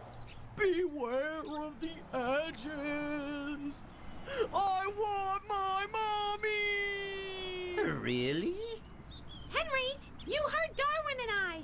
We were trying to warn you about the edges. Edges. That's it! Someone kept saying, be aware of the edges.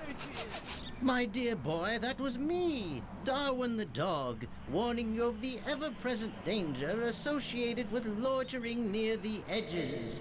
Silence! Glasses. iPad. What? I don't have an iPad. In my briefcase. First, let's identify what an edge is. As you can see here, edges are the outside parameters on corners, curbs, driveways, sidewalks, and roads. It is crucially important never to stand near the edges. As you have seen, dear Henry, it can be quite dangerous. Vehicles at times drive up over the edges when turning at corners. When standing on the edge of a sidewalk, vehicles can pass close by you. This allows the possibility of you being hit by their mirrors, doors, or even by the car itself. So that's what happened to my triple scoop moose poop crunch. Exactly. One more thing, young Henry. Edges are also crucial when crossing the road. In order to see traffic when crossing the road, it is true that you must move to the edge. But